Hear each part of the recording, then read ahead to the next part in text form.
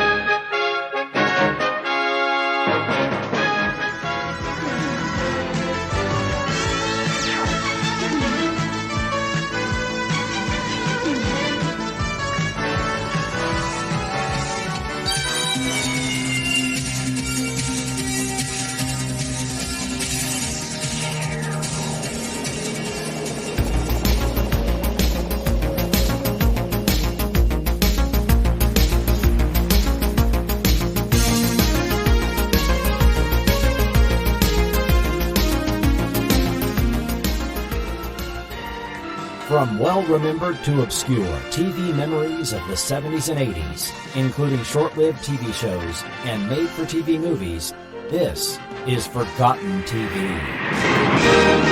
Welcome to Forgotten TV. I am your host, Chris Cooling. Forgotten TV is an independent, listener-supported podcast with no advertising.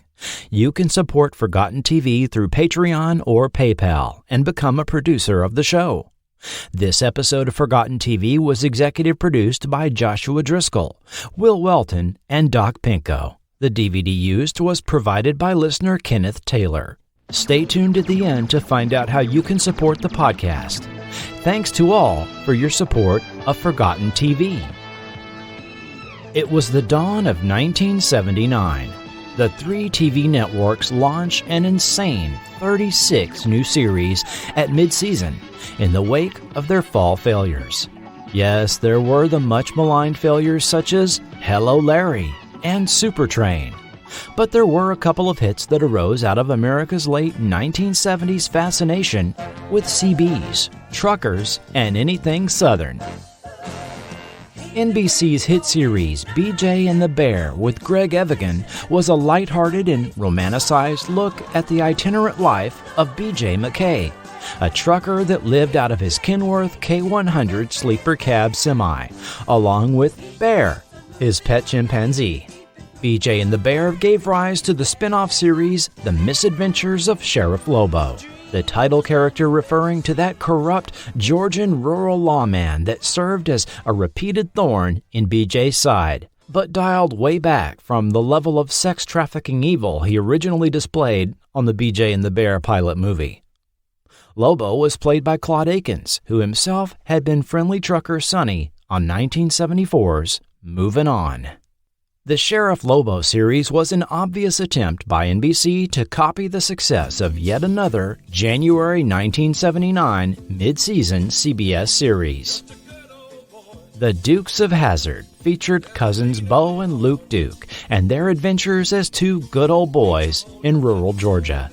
The activities of the Duke boys often run afoul of corrupt but mostly harmless local sheriff Roscoe P. Coltrane, in the pocket of crooked county commissioner Boss Hogg.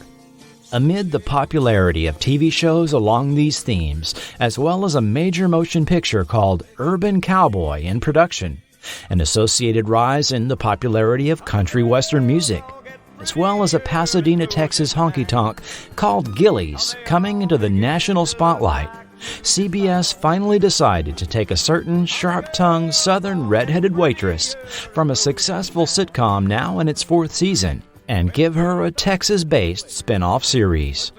But before we take a look at Flo, let's first look at the series from which the character originated.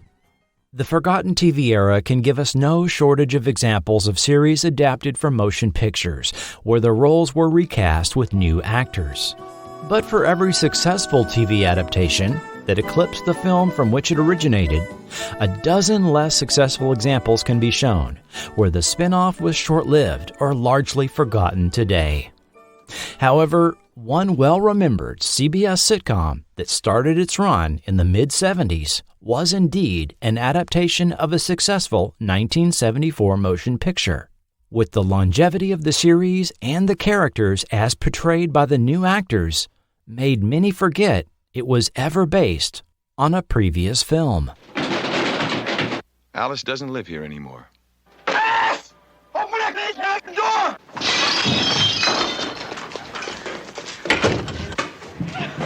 Alice doesn't live here anymore. Alice doesn't live here anymore. I've got it. Alice doesn't live any of those places anymore, because when they start closing in, Alice hits the highway.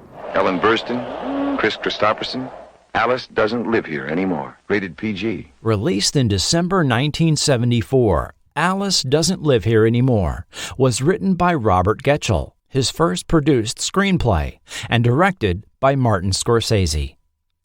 Ellen Burstyn starred as 35-year-old Alice Hyatt, who, along with her preteen son Tommy, lives a less than fulfilling life with her emotionally distant husband Donald in Socorro, New Mexico.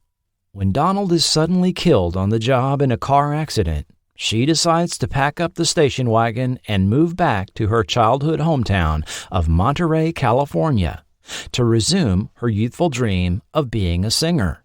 Along the way, she takes a job as a bar singer in Phoenix and gets sidetracked with a brief relationship with Ben, a younger man who turns out not only to be married, but abusive. Escaping Phoenix for Tucson, Alice takes a waitressing job at Mel and Ruby's Cafe to earn money. There she works for the irascible but good-hearted Mel and eventually befriends her new co-workers, the sharp-tongued and salty Flo and the perennially confused Vera.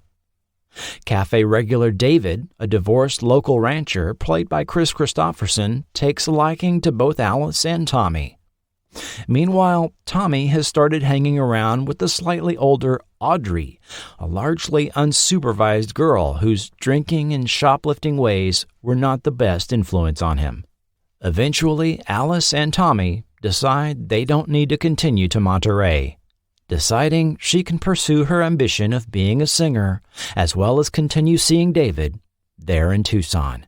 Released in Los Angeles for a one-week engagement in December 1974, specifically for Academy Award consideration, the film was shown at the Avco Center Cinema, and Academy members were admitted free. Ellen Burstyn was nominated for the second year in a row, and this time won the Academy Award for Best Actress. Diane Ladd was also nominated for Best Supporting Actress for her role of Flo, and Robert Getchell for Best Original Screenplay. But it was a tough year, with Chinatown, Murder on the Orient Express, The Godfather Part 2, and Lenny among the competition. Although neither Ladd nor Getchell took home an Oscar, they both won BAFTA awards for those categories. The film's honest and sincere characterizations, especially by Burstyn and 12-year-old Alfred Lutter III as Tommy, was used in the film's marketing with several different TV spots. Quit it, Mom. Quit it, Mom. You better stop. That's why Alice doesn't live here anymore. Lutter was a newcomer to acting and had been selected from over 300 boys auditioning for the role. Improvisations by both Burstyn and Lutter were used by Scorsese in the film, which included the gorilla story that Lutter had repeatedly told during rehearsals.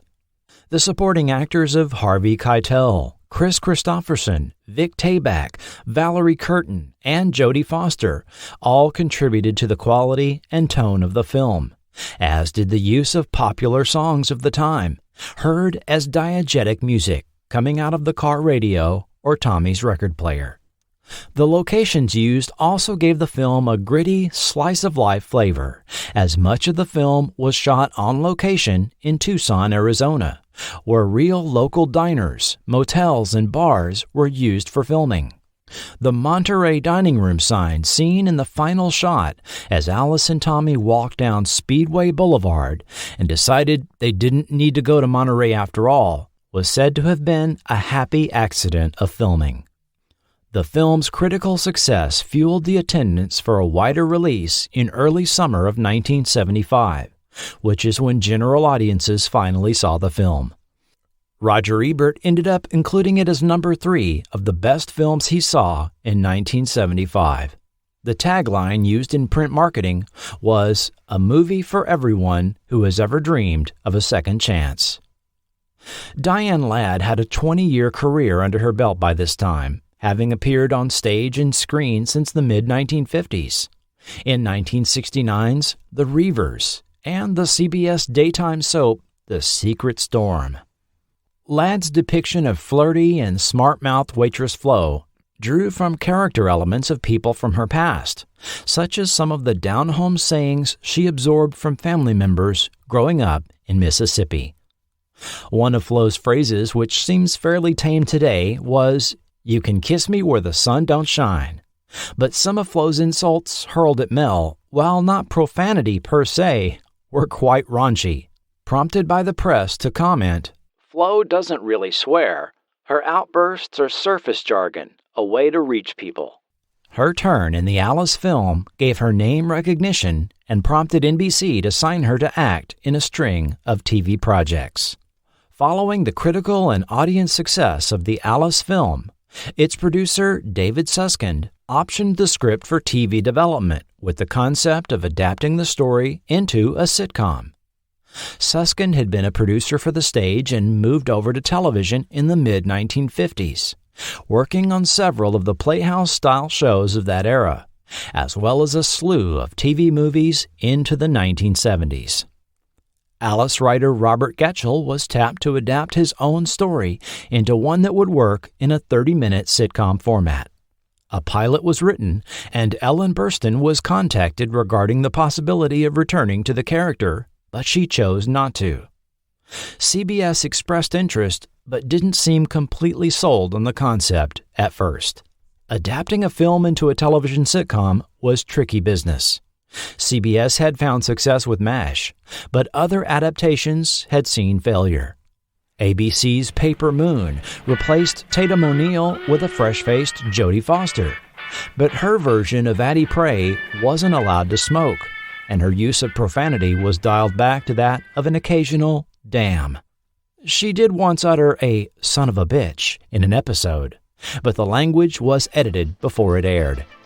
ABC had also incredibly attempted a TV version of Bob and Carol and Ted and Alice, the provocative 1969 film. By necessity, the sitcom featuring Robert Urich, Ann Archer, David Spielberg, and Anita Gillette was far tamer than the film, but a nervous ABC still pulled the pilot episode, slotted to air as the third in the series, that would have shown viewers a skinny dipping scene and replaced it with another episode. The show was pulled altogether after 7 airings. Thus, skill was needed on the part of writers when adapting films for television to set a storytelling tone both accessible for viewers and acceptable for TV standards. CBS was thus cautious about an Alice adaptation and nearly passed on it altogether. Alan Shane, then head of casting at CBS, recalled a conversation with a West Coast division head of the network about actress Linda Lavin. Lavin had been under contract with the network, but that arrangement had entered its final week. In a 2017 interview, Shane recalled his conversation with the West Coast executive. "Is there anything we have for her?" he asked. "I always read all the scripts that were submitted as potential series, and one I liked had been rejected by the big bosses. I think Alice would be perfect for her," I said. He replied, "We turned that down. It's not funny. You put Linda Lavin in it, and it will be funny," I said. "Well, if you can persuade New York to do a pilot," he replied, "I'll go along with it." I got on the phone and sold as hard as I could, and finally, they decided to take a chance. Getchell's Alice pilot changed or deleted altogether several elements present in the film. Alice and Tommy were now from New Jersey and not Socorro. The destination of Monterey was altered to Hollywood. The location of Alice's workplace was changed from Tucson to Phoenix. The name of the restaurant was changed from Mel and Ruby's Cafe to Mel's Diner. And the circumstances of Alice and Tommy's arrival was simplified to that of the family station wagon breaking down there and eliminating Alice's dalliance with the abusive Ben. When it came to casting the pilot, in addition to Linda Lavin in the title role, Vic Tayback reprised his role of Mel, now given the last name of Sharples, and Alfred Lutter returned as Tommy. With Diane Ladd under contract at NBC and Valerie Curtin committed to an unnamed Larry Gelbart pilot for a series that became Three's Company, other actresses were auditioned for the role of Flo and Vera. Beth Howland was selected to be the new Vera. This would be her first regular series role, having appeared as a TV guest actress a handful of times. Alabaman stage and screen actress Polly Holliday, fresh off the set of All the President's Men, where she had played the Miami secretary who stalled Carl Bernstein, was one of those attending the New York audition for the role of Flo, as she told Jerry Buck in a 1977 interview. The pilot described her only as a brassy, bleached blonde, which I'm not. I guess what caught their attention was that I had the only real Southern accent they'd heard that day.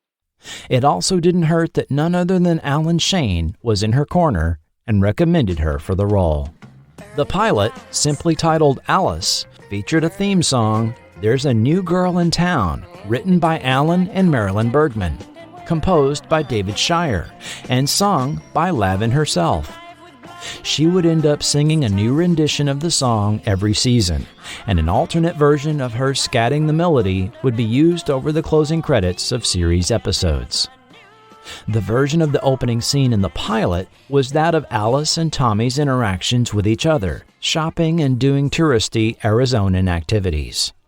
Polly Holliday's Flo had the first word of dialogue, and her presence was immediately known, with what would become her catchphrase, "Kiss my grits," a TV version of "You Can Kiss Me Where the Sun Don't Shine," being used in the first few minutes. The storyline of the pilot involved recently hired, widowed single mother Alice Hyatt working as a waitress at Mel's Diner, being romantically pursued by a younger man played by Dennis Dugan. Alice isn't interested until he claims to be a talent agent. The pilot carried over the general backstory and characters from the film while establishing the characterizations and interactions between the new actors we ended up getting in the series. Howland's Vera was klutzy yet eager. Tayback's Mel was now a primary character as opposed to the minor role in the film and was quick with a stoic to any waitress who got on his nerves. Holliday's Flo delivered wisecracks that were more sly and suggestive than outright raunch. Following the pilot, studio and network executives felt Alfred Lutter, who was 14 and had clearly aged since the film, was now too old for the role of Tommy, and requested that the role be recast. Unfortunate for Lutter, but probably a wise choice for a sitcom that could run several years. Vic Tayback's son Christopher was considered, but the part went to newcomer Philip McKeon, whose family moved from New York to Southern California after he was cast in the series. 11 years old when joining the cast, he was 20 by the end of the series, and the tallest cast member at 6'3", towering a full head of height over TV mom Linda Lavin. The opening segment was reshot, now visually telling the backstory of Alice and Tommy's road trip, the station wagon breakdown, finding a one-bedroom apartment, and Alice taking the job at Mel's Diner. Although a series was now a go, Robert Getchell and David Suskind were only involved in the pilot, and series episodes were handled by other writers and producers. That first season experienced some rough times, with the cast even concerned whether or not the show would continue. But CBS stuck with the series, going through 4 sets of producers during season 1, until the series direction was finally brought back on track in its second season by new production team Madeline Davis and Bob Carroll Jr. Alice was part of CBS's strong Sunday night lineup for nearly all of its incredible 9-season run. Episodes would usually take place at the diner or at Alice and Tommy's modest apartment, where Tommy was given his own room and Alice slept on the fold-out sofa in the living room. Alice's career ambition of being a singer was often a topic, as was her love of Robert Goulet, and occasionally she would take on a male persona named Sam Butler to get the crew out of a sticky situation. The criticism of Mel's cooking was often the topic of jokes, and his chili was used as a plot point in several episodes. Fans who wrote into the show were actually sent a recipe card with instructions on how to make it, although it cops out on giving us his secret mix of spices and simply says to use chili seasoning mix. As Philip McKeon aged, Tommy was given additional storylines. He fell in love, entered high school, became a varsity basketball player, attended college, dealt with alcohol abuse, and started working at the diner. Guest stars were common and often played themselves. Art Carney, Dinah Shore, George Burns, Telly Savalas, Robert Goulet, and Jerry Reed all showed up at Mel's Diner. Popular place for a dive cafe in Phoenix. The popularity of the Alice series soared, and its depiction of a single woman in the workplace made her a hero to working-class women in particular. Although a comedy, several episodes effectively dealt with workers' rights, including topics like the gender pay gap and wage theft. Lavin was invited to speak at women's conferences and, during the summer 1980 actors' strike, spoke in Washington, D.C. on behalf of working women everywhere. I hope all the Alices of the world who are working unprotected and unaware of their rights are listening. Alice was also popular in reruns, entering syndication in the fall of 1982 before the series had even finished its initial network run. I recall occasionally watching the show on Sundays during its original airings, but remember it most from those weekday mornings after breakfast in the mid-1980s.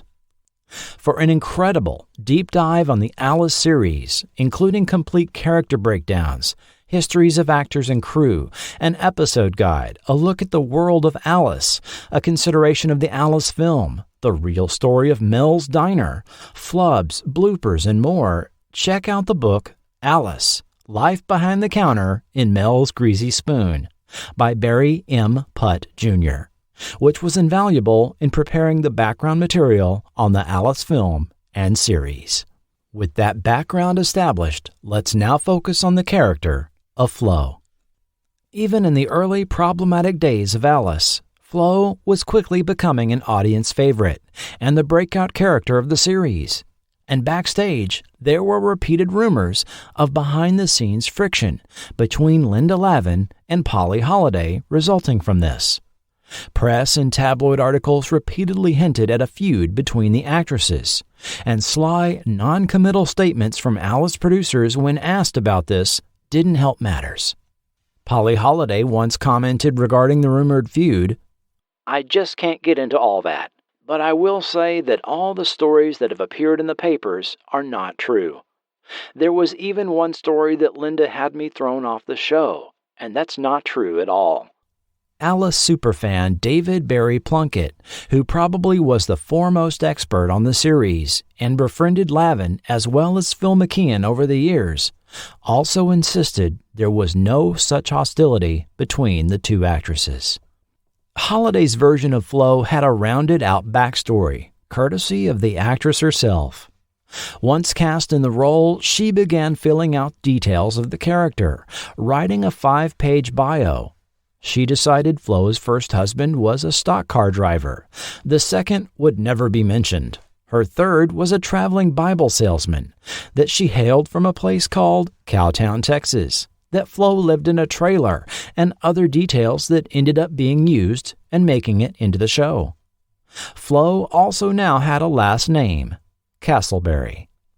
Notable episodes of Alice featuring Flo included Season 1, Episode 8, Big Daddy Dawson's Coming, where Flo considers remarrying first husband Big Daddy Dawson until she recalls the reason they got divorced. In Season 1, Episode 20, The Odd Couple, Flo's trailer is stolen, and she moves in with Alice, where their conflicting lifestyles drive Alice crazy. Season 2's A Semi-Merry Christmas. Mel drives the waitresses and Tommy to Colorado Springs to see a white Christmas. When they get stuck in the snow, it's Tommy and Flo on the CB radio to the rescue.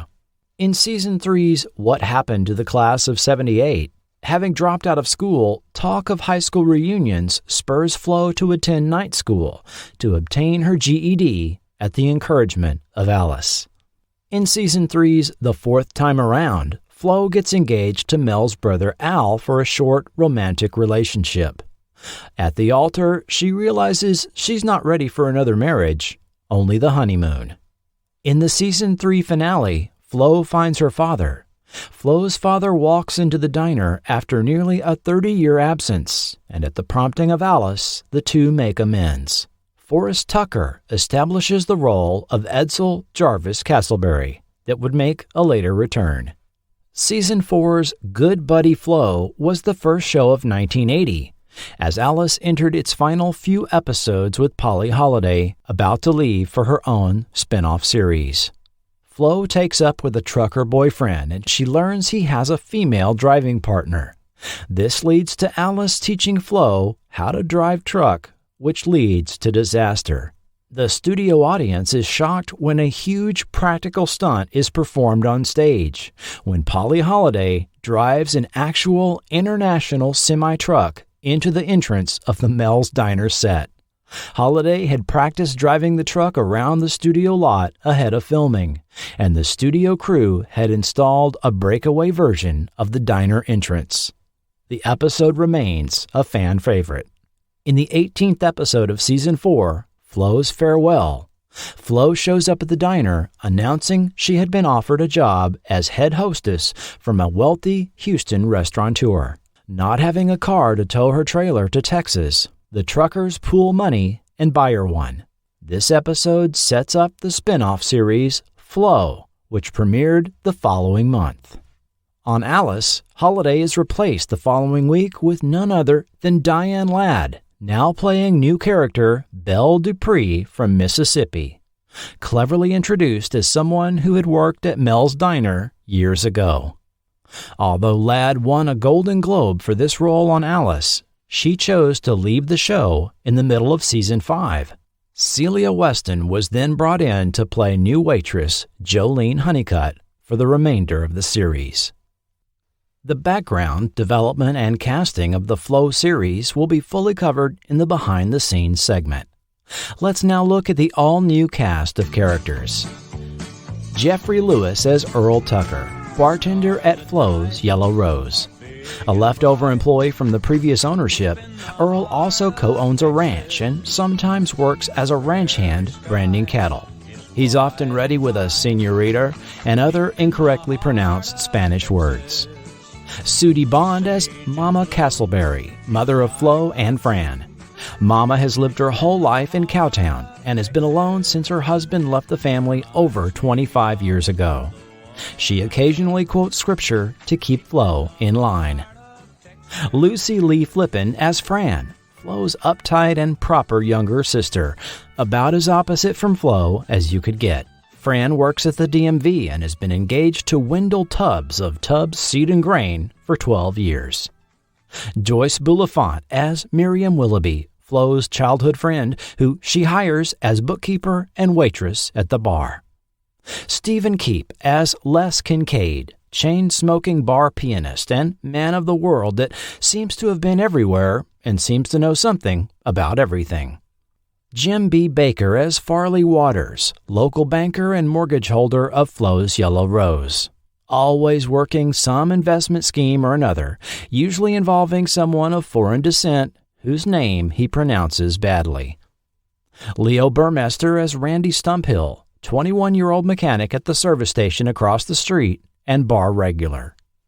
Flo hit the CBS airwaves on March 24, 1980. Episode 1, Homecoming. Flo is on her way to a hostess job at a restaurant in Houston and is stopping to see family in her hometown of Cowtown in Tarrant County, Texas. In her Mustang convertible with her travel trailer in tow, she has a flat tire and pulls up to a service station. Leaving to make a phone call, she happens to walk into an old Roadhouse bar across the street and realizes it was the Prairie Dog Saloon she used to frequent in her younger days. With her tire repaired, she has dinner with family and reconnects with her mama, sister Fran, and best friend Miriam. Taking the gang to the Prairie Dog, they hang out with piano player Les and bartender Earl. When the current owner, Farley, comes in complaining about the bar and looking to sell, Miriam suggests Flo buy it. When Farley keeps going down on the price and accepting her trailer as collateral instead of a down payment, Farley sells Flo the bar, carrying the note for $16,500. Initially reluctant to work for a woman, Earl is convinced by Flo to stay on. But between expenses for Leon the neon sign guy and the plumbing and electrical repairs, Earl soon earns a kiss my grits. Everything gets worked out, though, and the bar regulars show up, and soon the neon sign is ready to hang, announcing Flo's Yellow Rose. Guest starring James Cromwell as Leon, and bar regulars George Buck Flower as Roy, Gordon Hurst as Tyler, and Mickey Jones as Chester.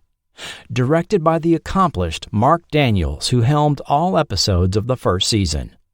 An interesting tidbit on Flo's catchphrase: although Kiss My Grits was uttered in nearly every episode of Alice, sometimes more than once, it wouldn't be until the next season before we heard it again on Flo. The following week, we have a proper series opening theme.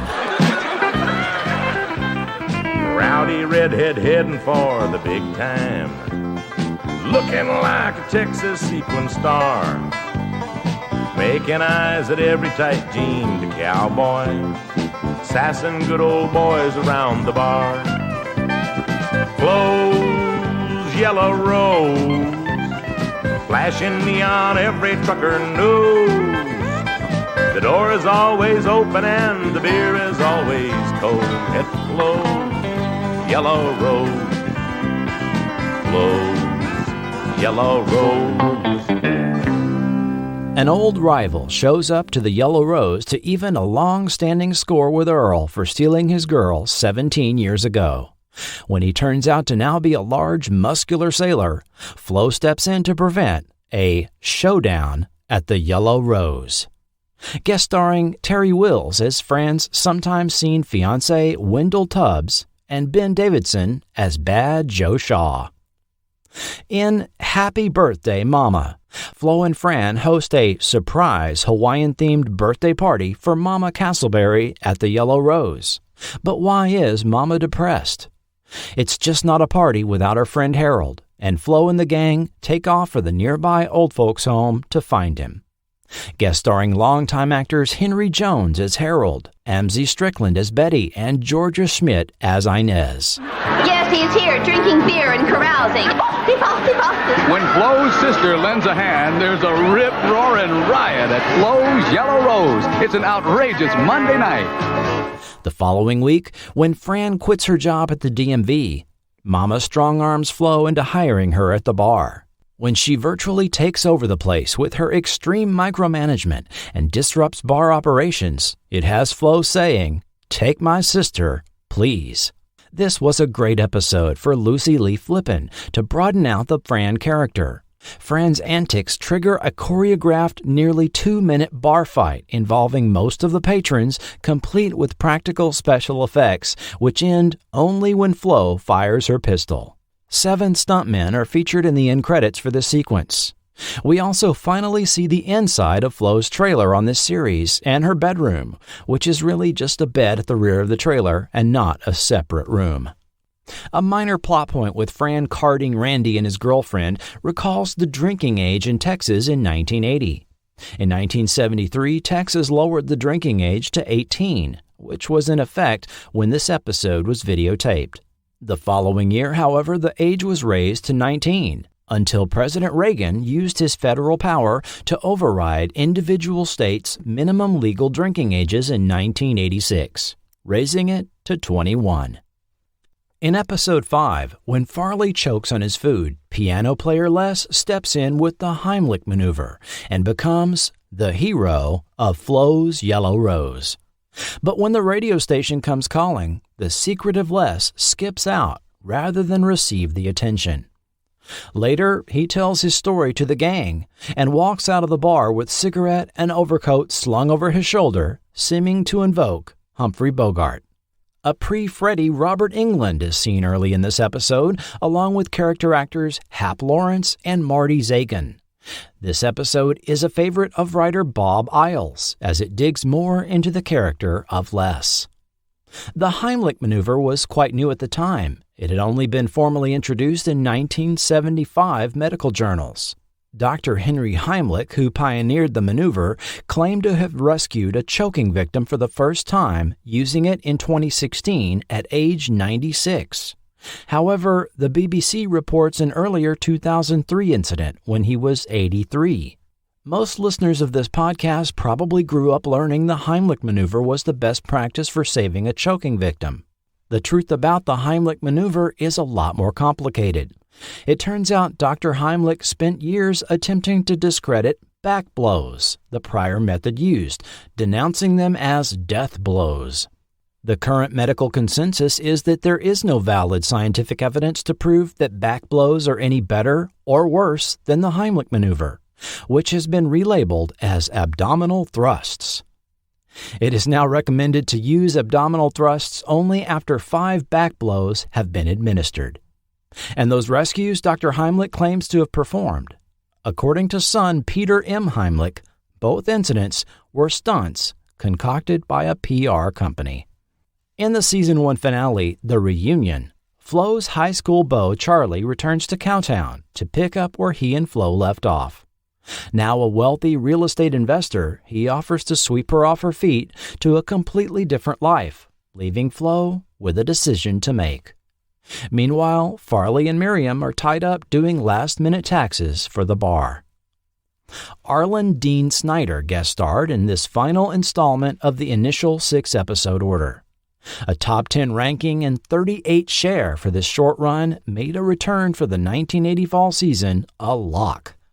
However, CBS programmers moved Flo from its very cushy position following MASH up to 8 p.m. 7 Central against the highly rated Little House on the Prairie on NBC and That's Incredible on ABC.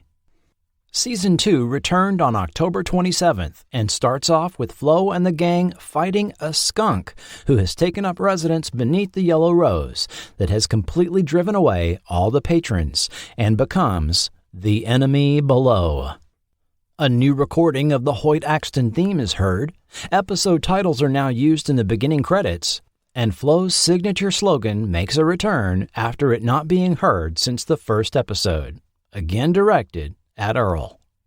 Character actor Bob Hastings makes an appearance, and bar patron Chester, played by Mickey Jones, now becomes more prominent with several lines of dialogue.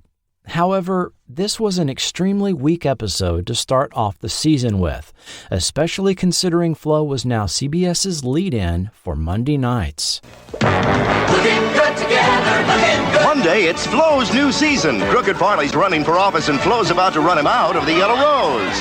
Then Alan's the only man at an all-woman's magazine, but his interview with England's Lady Prime Minister gets lost in the translation. Ladies' Man. Hello, loves. Flo, followed by Ladies' Man, Monday.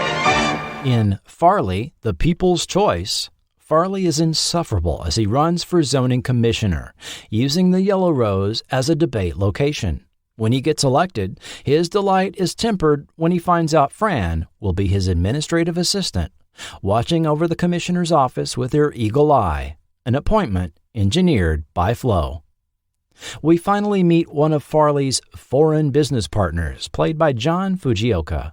The Hawaiian actor often played Asian characters and was prolific in the 70s and 80s, appearing in over 50 TV series and TV movies, including Kung Fu, Wonder Woman, and Tales of the Gold Monkey.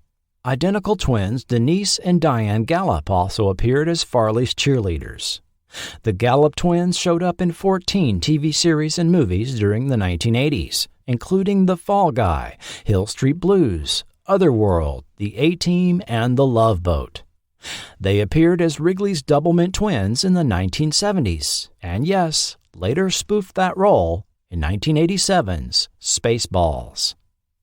This was the best episode yet, with plenty of plot elements for a 24-minute sitcom and character development for Flo, Fran, and Farley, potentially setting them up for more interesting situations going forward. In Episode 3, Bull is back in town. While Flo deals with the failing electrical wiring in the bar, a reclusive prospector who visits town once a year blusters into the Yellow Rose and takes a liking to the red-headed woman that runs the place. Flo has to learn how to handle Bull the Prospector, accompanied by imaginary friend Hardpan and donkey trio Shadrach, Meshach, and Betty. G.W. Bailey guest stars as the utterly ridiculous Bull in this first of 5 appearances on Flo, and you could tell he had a lot of fun with the role. A frequent guest actor on TV, he was Sergeant Rizzo on MASH and Lieutenant and later Captain Harris on the Police Academy movies. We got a third rendition of the theme song by Hoyt Axton, which was used for all remaining episodes. This aired following a 2-week break to dramatically lower weekly ratings, rating 42nd place out of 60 shows. Flo, followed by the Lawrence Pressman sitcom Ladies' Man, just were not cutting it against Little House, and that's incredible. A Castleberry Thanksgiving, Parts 1 and 2, airing in a special 1-hour presentation. It's Thanksgiving, and Flo is intent on a Norman Rockwell holiday, with the entire Castleberry clan arriving, including Brother Edsel and wife Duchess and kids Bobby, Princess, and Countess, Brother JJ, Brother Lonnie, Brother Rhett, and Father Jarvis Castleberry, who walked out on the family nearly 30 years ago. Trouble is, Jarvis showing up was a surprise orchestrated by Flo and the source of much family friction, threatening to ruin the holiday. Guest starring Robert Ayers as Rhett, G.W. Bailey as Lonnie, Burton Gilliam as JJ, Jerry Hardin as Edsel, Sharon Spellman as Duchess, David Hollander as Bobby, Kayla and Christy Dobkin as Princess and Countess, and Forrest Tucker returns as Jarvis Castleberry in this 2-parter. This was a change of pace for the series, and everyone got to display some dramatic acting skills, especially Polly Holliday, G.W. Bailey, and Sudie Bond. The closing credits for Part 2 were also unique. Instead of the normal closing theme, the hand of an unidentified character went through Polaroid photos of the Thanksgiving gathering on a table as a slow harmonica version of the theme was heard. Even though this aired as a special 1-hour presentation on November 24th, it was produced as 2 episodes, videotaped on 2 separate weeks. In Episode 6, when Flo wins a trip to Disney World, she pulls Miriam's name out of a hat to go along with her. But her ridiculously needy husband, Hollis, disapproves, and soon it's Willoughby versus Willoughby when the trip causes a huge fight between them. Here, Donegan Smith returned as the rarely seen Hollis, and Walt Disney World, used here as a plot point, had only been open 9 years prior to this episode and was still a relatively new attraction for much of the country. In 1980, the Big Thunder Mountain Railroad opened in the Magic Kingdom, and Disney was getting national press for Epcot Center, then under construction for an October 1982 opening. The park also debuted unlimited passport tickets that year, priced at $18.75 for 2 days and $29.25 for 3 days. Today, a 3-day, 1-park-per-day ticket runs between $325 to $400 for an adult, depending on the time of year. Monday, it's a Great big knockdown drag-out party. Flo gives a friend a final send-off, but will Farley make her wing-ding a downer? Find out Monday night. In episode 7, when a bar regular dies, it turns out his last wish was to have his funeral at the Yellow Rose. But when Flo discovers his place in Cowtown history, she has to fight City Hall to carry out his wish in So Long, Shorty. But are they eulogizing the wrong man? Guest starring Dolores Albin, Richard Stahl, Woodrow Parfey, and Alan Oppenheimer as mortician Mr. Ogilvy. We get our first hint in this episode of a friends with benefits type situation between Flo and Earl. And this episode aired December 8th, 1980. During the following show, the Lawrence Pressman sitcom Ladies' Man, the West Coast network feed was interrupted with the news that John Lennon had been shot and killed at age 40. In episode 8, Deserted Islands, Randy has a fight with his dad and quits his garage job with the dream of becoming a singer. With nowhere to go, he starts living in the Yellow Rose storeroom and washing clothes at the Castleberry house, quickly wearing out his welcome. Meanwhile, Les has entirely too much fun with Earl, exhausted from the cattle roundup. Flo's famous Kiss My Grits makes another appearance, this time aimed at Buddy, Randy's father and owner of the service station, played by George Lindsay. Fans of classic TV will recall George Lindsay was Goober Pyle on The Andy Griffith Show and its spinoff, Mayberry RFD. This is interesting because an argument can be made that the character of Randy was an homage to the Goober Pyle character. And we get to hear Leo Burmester sing. In the final episode of 1980, The Miracle of Casa de Huevos, it's Christmas Eve, and Flo's Mustang gets stuck on Earl's ranch during a rainstorm. Flo, Les, and Earl take refuge in the barn, and Earl's mare is about to give birth to a foal, but Flo is about to lose it, having to miss the annual Snowflake Ball. We've learned more about Earl's life in the last 2 episodes than in the prior 13. During branding season, he burns the candle at both ends, working as a ranch hand branding cattle on top of owning his own ranch. You wonder how he has time to work full-time as a bartender.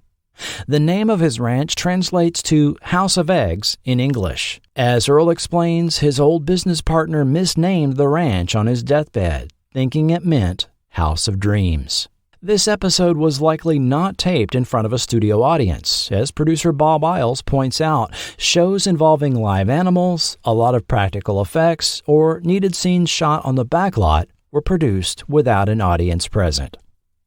This episode of Flo ended the year much higher than the last several, again in the top 20 shows on TV, in the company of other series like Trapper John MD, WKRP in Cincinnati, and Magnum P.I. Next week on Flo. This better be good, baby sister. I was about to give Virgil a chance to make my top 10. Mama is getting old. Virgil, come back here! 1981 starts off with Gray Escape. Concerned about Mama's laid-back lifestyle, Fran convinces Flo to sign her up for every volunteer and church group they can find in order to occupy her time. When Mama goes missing, everyone is worried, and the search is on to find her. The comical amount of volunteer groups they sign up Mama for include Shopping for Shut-Ins, Dial a Granny, a Soup Kitchen, the Salvation Army, the 4-H, the Cowtown Little Theater, the JCs, and the Cowtown Garden Club. Also, although Flo talks up a big game, it took 16 episodes before we actually see her take a cowboy home to her trailer. Or at least try to. Guest starring James Victor, the recognizable Henry Jones and Ian Wolfe, and young George Olden and Kevin Brando as Petey and Chucky, boys that Flo plays grandma to when Mama goes AWOL. A pair of 80s child actors, this was Olden's very first credit, and he later starred in the TBS series Rocky Road. Brando was in the film Saturday the 14th and became the voice of Schroeder in the 1980s Charlie Brown TV specials.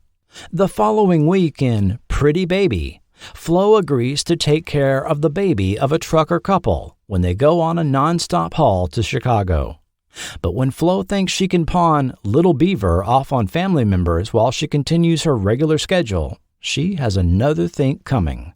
The famous Kiss My Grits makes a return aimed at Earl. Richard Hill and Rebecca Reynolds were Flo's trucker friends, Red Ryder, and his wife Rosie. This episode features a new bar regular, Myron, played by a Ted Ashford, whose only acting credit is for Flo. Myron is oddly called out in dialogue and is seen only in this episode, regardless of what IMDb claims. 2 weeks later, when Fran's 12-year fiancé dumps her for another woman, Flo decides to throw her a party. But when Fran is out with Piano Man Les all night, it has Flo saying, "Not with my sister, you don't." Here, Flo does a hilarious routine explaining the 3 types of men to Fran. Henry Jones returns as Mama's friend Harold, as well as Terry Wills as Wendell Tubbs and Donegan Smith as Hollis Willoughby. This was the final episode that aired on Monday night, as the show fell into the bottom 10 that week as more viewers chose to make a joyful noise over on NBC's Little House on the Prairie in one of its most beloved episodes. 12 days later, Flo started its second two-parter. In episodes 13 and 14, The Price of Avocados, Parts 1 and 2, bar regulars Roy and Tyler talk Flo into investing the bar's bank account into a shady-sounding avocado deal. This upsets bookkeeper Miriam to the point of quitting. With Flo not able to make a mortgage payment, her trailer is now at risk of being confiscated by Farley. However, it seems somebody beat Farley to it. This leads to a standoff in Earl's barn, with Flo waiting on Roy and Tyler to get back with the avocado money. Meanwhile, it is revealed that Miriam is pregnant. Here, Bob Lehendro takes over from Mark Daniels as primary director for the rest of the series, as the show moves to Saturdays at 9 p.m., 8 Central, against ABC's top-rated The Love Boat and Walking Tall on NBC. This was presented in the press as CBS's attempt to keep the show afloat, as it had been slipping in the TV ratings since the new year began. But was Flo really expected to hold her own against Captain Steubing and crew? She, of course, didn't, and the serious slide in the ratings continued with these episodes, all the way to the bottom 10 shows of each week. Michael Keenan guest starred as Deputy Loman. His voice was unmistakable. He was the Reverend Little Ed Pembroke on WKRP in Cincinnati. He was also Mayor Bill Pugin on Picket Fences. Viewers will also note Joyce Bulifant no longer appears in the opening credits, now listed in the closing credits as guest starring. In Welcome to the Club, the stuck-up Ms. Fort Worth Businesswomen's Club takes an interest in the Yellow Rose, and Flo is encouraged to impress their representative Louise for good PR. This backfires when Brother Lonnie shows up, and both Flo and Louise end up in jail. The famous catchphrase makes a return, aimed first at Lonnie, then at the prisoners of the jail. Barbara Babcock and Lyndon Childs guest as the snooty Louise and Judge Browning, and G.W. Bailey returns as Lonnie Castleberry. In Gunsmoke at the Yellow Rose, Flo, reading an old Western novel to Bull, triggers a fantasy where she envisions the Yellow Rose as an Old West saloon, reminiscent of the Long Branch Saloon in Gunsmoke. The opening credit font used here was in an Old West style, and several Old Western movie phrases and titles are dropped in dialogue, such as True Grit and Remember the Alamo. And Flo plants a kiss on Old West Marshal Earl and hurls a Kiss My Grits at modern-day Earl. G.W. Bailey returns as Bull, and Mickey Jones as Old West Chester shows off serious gun-twirling skills. This episode featured the final appearance of Joyce Bulifant. In episode 17, What Are Friends For?, Mel Sharples walks into the Yellow Rose during a slump in business and essentially takes over, saying the bar needs a man's touch. His meddling increasingly annoys Flo until things reach a breaking point, and she tells him, "You guessed it, kiss my grits." Yes, after a week off, Flo returned on March 14th, still on Saturday, but now moved up to 8:30, 7:30 Central, following WKRP in Cincinnati, and against Barbara Mandrell and the Mandrell Sisters on NBC and 240 Robert on ABC. Vic Tayback appears as Mel Sharples. Tayback was, of course, still starring as Mel over on Alice, nearing the conclusion of its 5th season at the time. At the conclusion of the episode, Mel plants a huge kiss on Flo, which calls back to Flo's finale on Alice, and Polly Holliday looks surprised and nearly broke character in the version aired. That's because it was an unscripted surprise, as related by Bob Isles. Yes, that was a big surprise. I think it was more in the way he did it than that he did it. I'm not sure. Anyway, his appearance was another crowd pleaser. In Just What the Doctor Ordered, Flo ignores her health with her all-night partying ways and ends up hospitalized with tonsillitis. Now speechless, Earl thinks this is a good time to lecture her with a laundry list of criticisms. Meanwhile, the newspaper reprints a historic article, mistakenly indicating Flo is 50 years old. In a Flo first, Kiss My Grits is seen in print, written on a handheld chalkboard directed at Earl. Cal Bartlett guested as Flo's trucker date Double Clutch. Stephen Johnson and Kay Callan also appeared. Flo actually wore a sequin star-fringed vest in this episode, reminiscent of the theme song lyrics.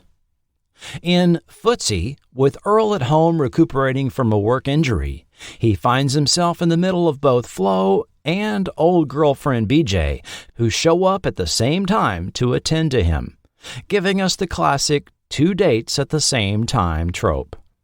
Joanna Cassidy guests as Billie June. She had been a regular on the canceled 240 Robert and was making the rounds as TV show guest star before her turn as a recurring character on Falcon Crest and cast alongside Dabney Coleman on Buffalo Bill.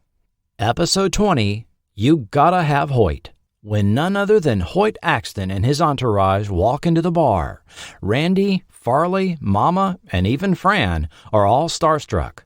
But animosities between the truckers, cowboys, and oilmen that have been simmering all day come to a head when a huge brawl breaks out that has Flo yelling, "Kiss my grits," to the entire crowd. This inspires an impromptu concert where Hoyt composes a song on the fly in honor of Flo and her yellow rose.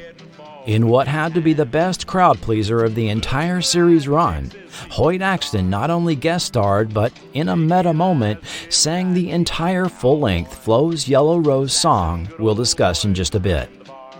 Keeping in line with the surge in popularity of country music and its associated lifestyle and stars, he had a series pilot in the works for NBC's 1981 fall season, The Hoyt Axton Show, a 1-hour drama which aired in September but was not picked up for series.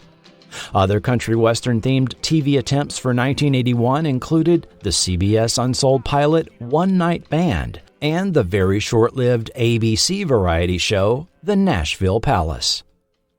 NBC's Barbara Mandrell and the Mandrell Sisters would also return for the 1981-82 fall season. Hoyt Axton also guest starred on other TV shows of this era, including The Bionic Woman, WKRP in Cincinnati, Different Strokes, and Trapper John, M.D. In the following episode, when Flo is hours late returning from a business trip in Austin, she has quite a story for the bar. But are they ready for Flo's encounter of the third kind?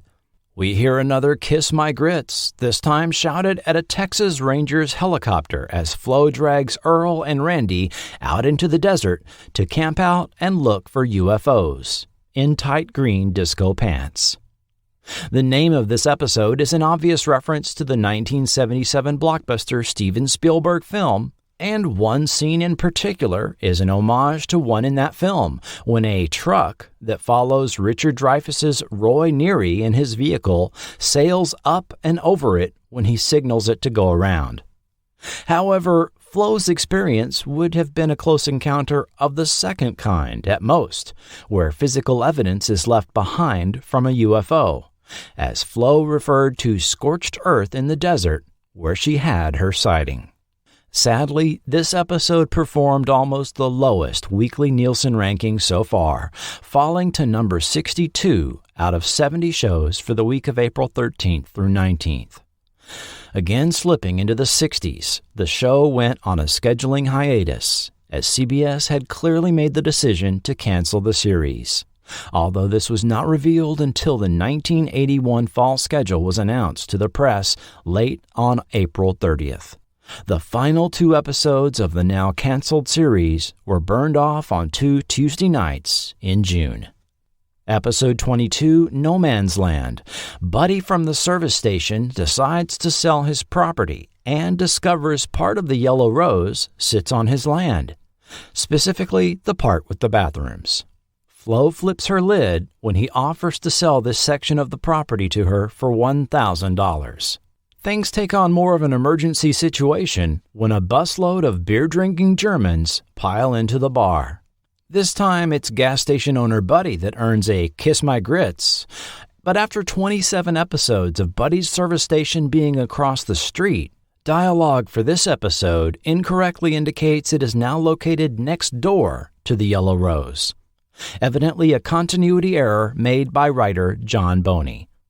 In the final episode, The Dance, Flo is invited to join the Loyal Order of the Lone Star, and her date is in the hospital with 2 broken legs. She strong-arms Earl into going as her escort, but when he finds out he's expected to give a speech about Flo, that just might be his breaking point. LOLS was spelled out at the podium at the dance, which stood for the Loyal Order of the Lone Star. But the current slang definition gives this an extra level of humor. First used on Usenet newsgroups as early as 1989, the initialism LOL, which stands for Laugh Out Loud, has surpassed online use and is now used in everyday vernacular. Not much else was notable in this final episode, airing on Tuesday, June 30th, amidst summer repeats. As a final insult to the canceled series, most newspapers incorrectly identified the airing of this last new episode as a rerun. Forgotten TV will return in a moment. We're looking good. We're looking good here, looking good there, looking good everywhere. We're looking good. We're CBS. We're looking good here, looking good there, looking good everywhere. We're looking good. We've got the best show after show. Nowhere to go. We got a lot of action, satisfaction. America, you're looking good. With CBS, you're looking good. Behind the scenes. Flo was a production of Warner Brothers Television and, like Alice, was videotaped on Tuesday nights in front of a live audience on Stage 9 of their Burbank lot. That same stage previously hosted F Troop, The Paul Lynde Show, 8 is Enough, and about 4 years later, Night Court would be shot there. Alice was also videotaped on Tuesday nights on Stage 3. Waits for studio admission to shows were often hours long. Following tapings, the cast of Alice would often frequent the El Chiquito Mexican restaurant across the street from the Burbank lot. Alice fan David Barry Plunkett attended tapings with his family 3 times from 1981 to 1983 while on vacations to Southern California. On their first visit, Barry's large scrapbook of Alice clippings and memorabilia gained the attention of the production team, and he was taken backstage to meet Linda Lavin. On their second visit, the family happened to dine at the El Chiquito and was told about the after-taping habit of the cast. Returning to El Chiquito following taping, Barry again met Linda as well as Vic Tayback. On their visit the following year, Barry got to visit with Phil McKeon, Vic Tayback, and supporting actor Tony Longo. Alice tapings sometimes attracted celebrity attendees. Barry recalls seeing Casey Kasem, Nancy McKeon, Linda Welchel, Sonny Schroyer, and Ron Kuhlman at various tapings. The production week on Flo was much like any other sitcom of the era, following a relentless weekly schedule. New scripts were couriered to the actors Wednesday evenings. Thursday morning, the actors did a table read where the script was timed. A walkthrough was then done where the actors physically acted out the movement and positions on the stage, called blocking. On Friday, differently colored script pages might be given out, containing any changes in dialogue or stage directions, and a performance was done that evening for the writers, producers, and any network or studio people that attended. Further script changes might be delivered to actors over the weekend, and Monday morning a final version of the script may be handed out, with writers often having worked through the weekend to hash out any requested changes or issues the script had. Then the script was run through again, this time on camera, where it was worked out how the episode would appear on television. All blocking, camera, and stage movement was finalized. The episode was again performed in front of the writers and producers. Hair and makeup day was Tuesday. Actors reported to work at noon and got into makeup. The episode was then videotaped twice without an audience. The cast and crew had a dinner break and came back in the early evening for yet another run-through of the episode. Studio pages began working the audience line after 6 p.m. and tickets were taken.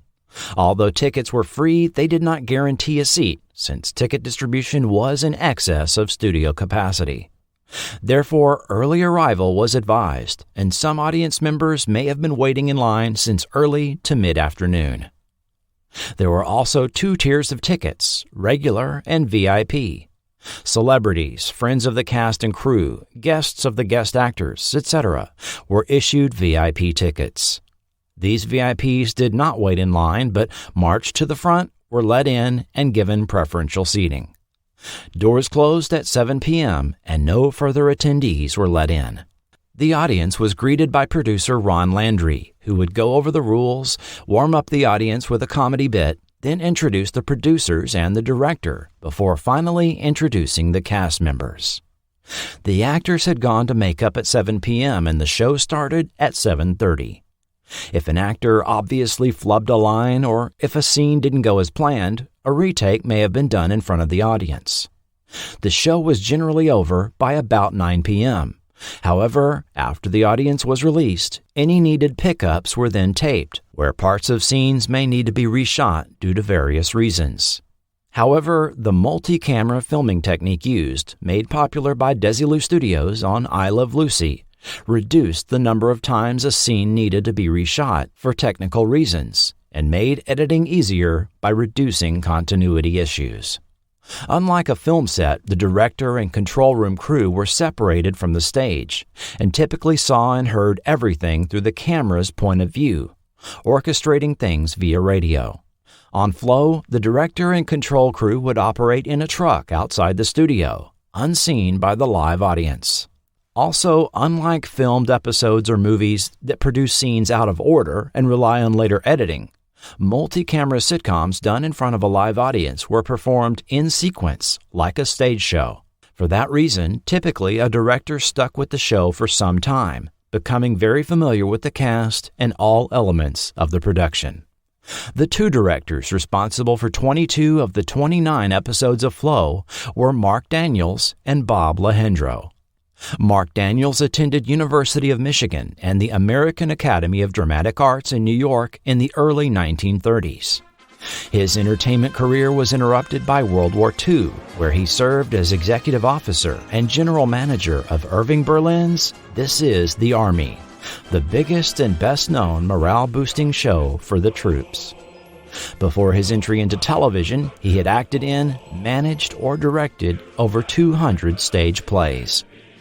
Hired by CBS in 1948 to direct The Ford Theater Hour, he had the opportunity to direct his wife Meg Mundy in the 5th episode, The Silver Cord. This led to work on Nash Air Flight Theater, also for CBS. Then a watershed moment in his career took place when he signed on to direct I Love Lucy for Desilu and CBS. Directing the first 38 episodes of that classic sitcom, Daniels utilized the 3-camera filming technique that show became famous for. Incredibly, Daniels left the classic sitcom after the first season for a better-paying gig, later saying, "Maybe it was a stupid thing to do, but then we didn't know we were creating history. We were just doing a show. Daniels next worked on I Married Joan, The Goldbergs, the Dick Powell Theater, and a show called The Lieutenant in 1964, putting him on the radar of Gene Roddenberry, running his first series.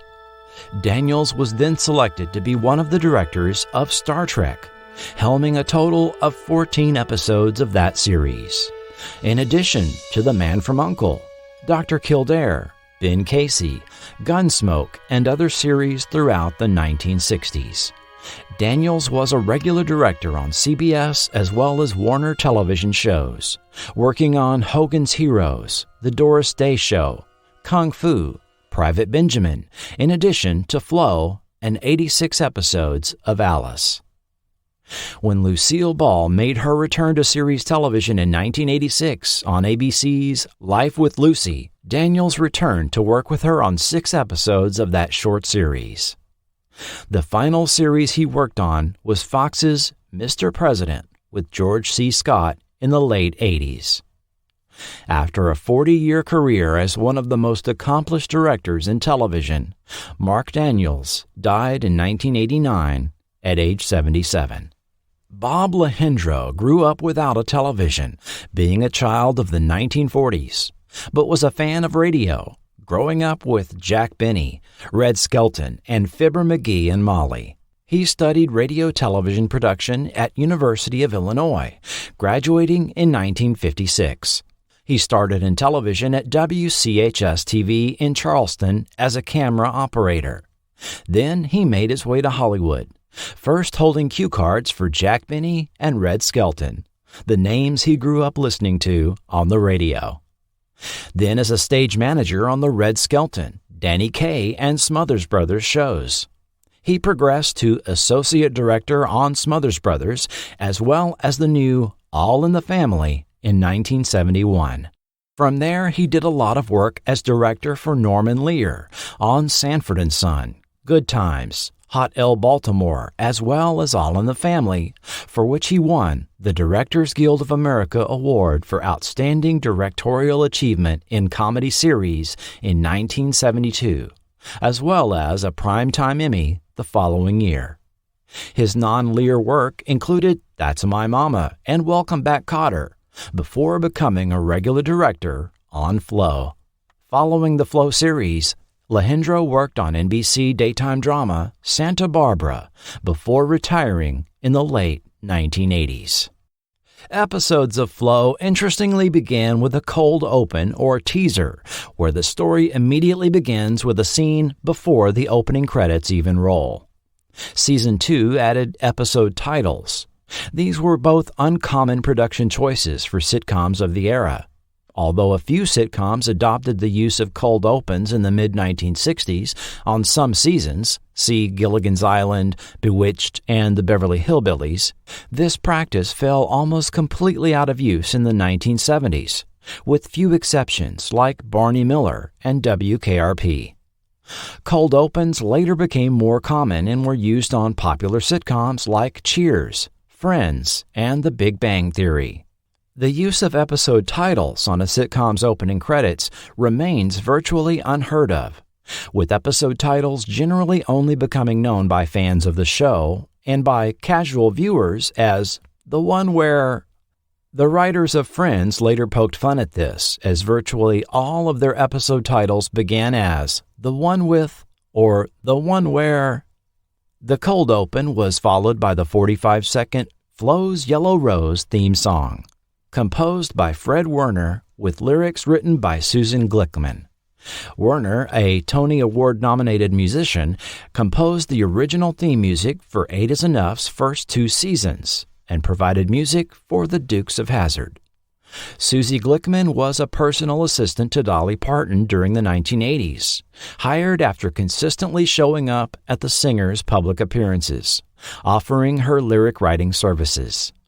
In 2012, she wrote, produced, choreographed, and starred in the short film Dancing Feet Help Defeat Parkinson's, following her diagnosis with the disease in her 60s. The last time she spoke to the press, she was still writing jokes for Dolly Parton. When asked how she and Werner came to write the Flow theme, she told Forgotten TV, "I'm a lyric writer and Fred's a music man. We met at a class for lyric writers at UCLA, and when the class ended, we continued writing together. Through Fred's contacts, we met the director or some higher up of Flow, and when he asked our vision for the song, I said, 'We will build the song around the line, "The door is always open and the beer is always cold" at Flow's Yellow Rose.' Fred loved it, and so did the higher-up." Popular country singer Hoyt Axton, a personal friend of Polly Holliday, was tapped to sing the theme. And if you listen closely, 3 versions of it were used for show openings. The first was for the initial 6-episode run. The second version was heard only in the first 2 episodes of Season 2, where a single word was changed in a lyric, from making smiles at every tight jean cowboy to making eyes at every tight jean cowboy. And minor changes were heard in Axton's inflections and the musical arrangement. And the third version, which was the most polished in terms of performance and music, kept the lyric change and was heard from the 3rd episode of Season 2 onward. A 4th full-length version of the song was also produced. This is the version performed live in the episode featuring Hoyt Axton, although Hoyt slightly changed a lyric there as well, making the total number of song versions to be 5 by my count. The full song had a 1981 release from Warner Music's Elektra Records label. The song was released as a single on a 45 vinyl record with Axton's Lion in the Winter on the opposite side. As covered at the beginning, Flow was spun off from the sitcom Alice in the middle of its 4th season. In August 1979, it hit the press that Flow was a go, and the new spin-off would be a mid-season replacement series for CBS early the following year. After 1980 arrived, CBS began encouraging viewers to begin looking to the 80s, a variation on their fall 1979 We're Looking Good campaign. Looking to the 80s, America. Looking to the 80s, looking to the changes. America, we're doing what we knew we could. Looking to the 80s, looking for excitement. Looking to the 80s, CBS, we're looking good. 7 of their 11 new fall shows had failed, and the network began staggering mid-season replacements, a dozen in all. Several of these series had abnormally short 5 to 6 episode test runs, with the show quickly disappearing from the schedule if not an immediate success. These included The Contender with Mark Singer in his first leading role, Hagen, a legal drama with Chad Everett in the title role, Phil and Mickey, a Cold War sitcom, and Beyond Westworld, covered in episode 44 of Forgotten TV. Flow was the most successful of these short test runs, being given a cushy time slot on Monday nights following MASH, prior to one-hour drama Lou Grant.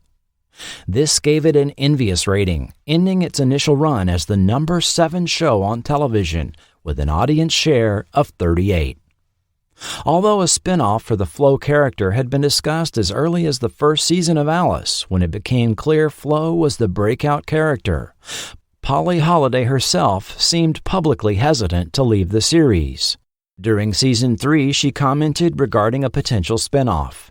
"I don't know if I would want another 5 years of playing her, assuming it would be a successful series. My whole feeling is if they would end Alice tomorrow, I'd come right back to New York and do anything in theater."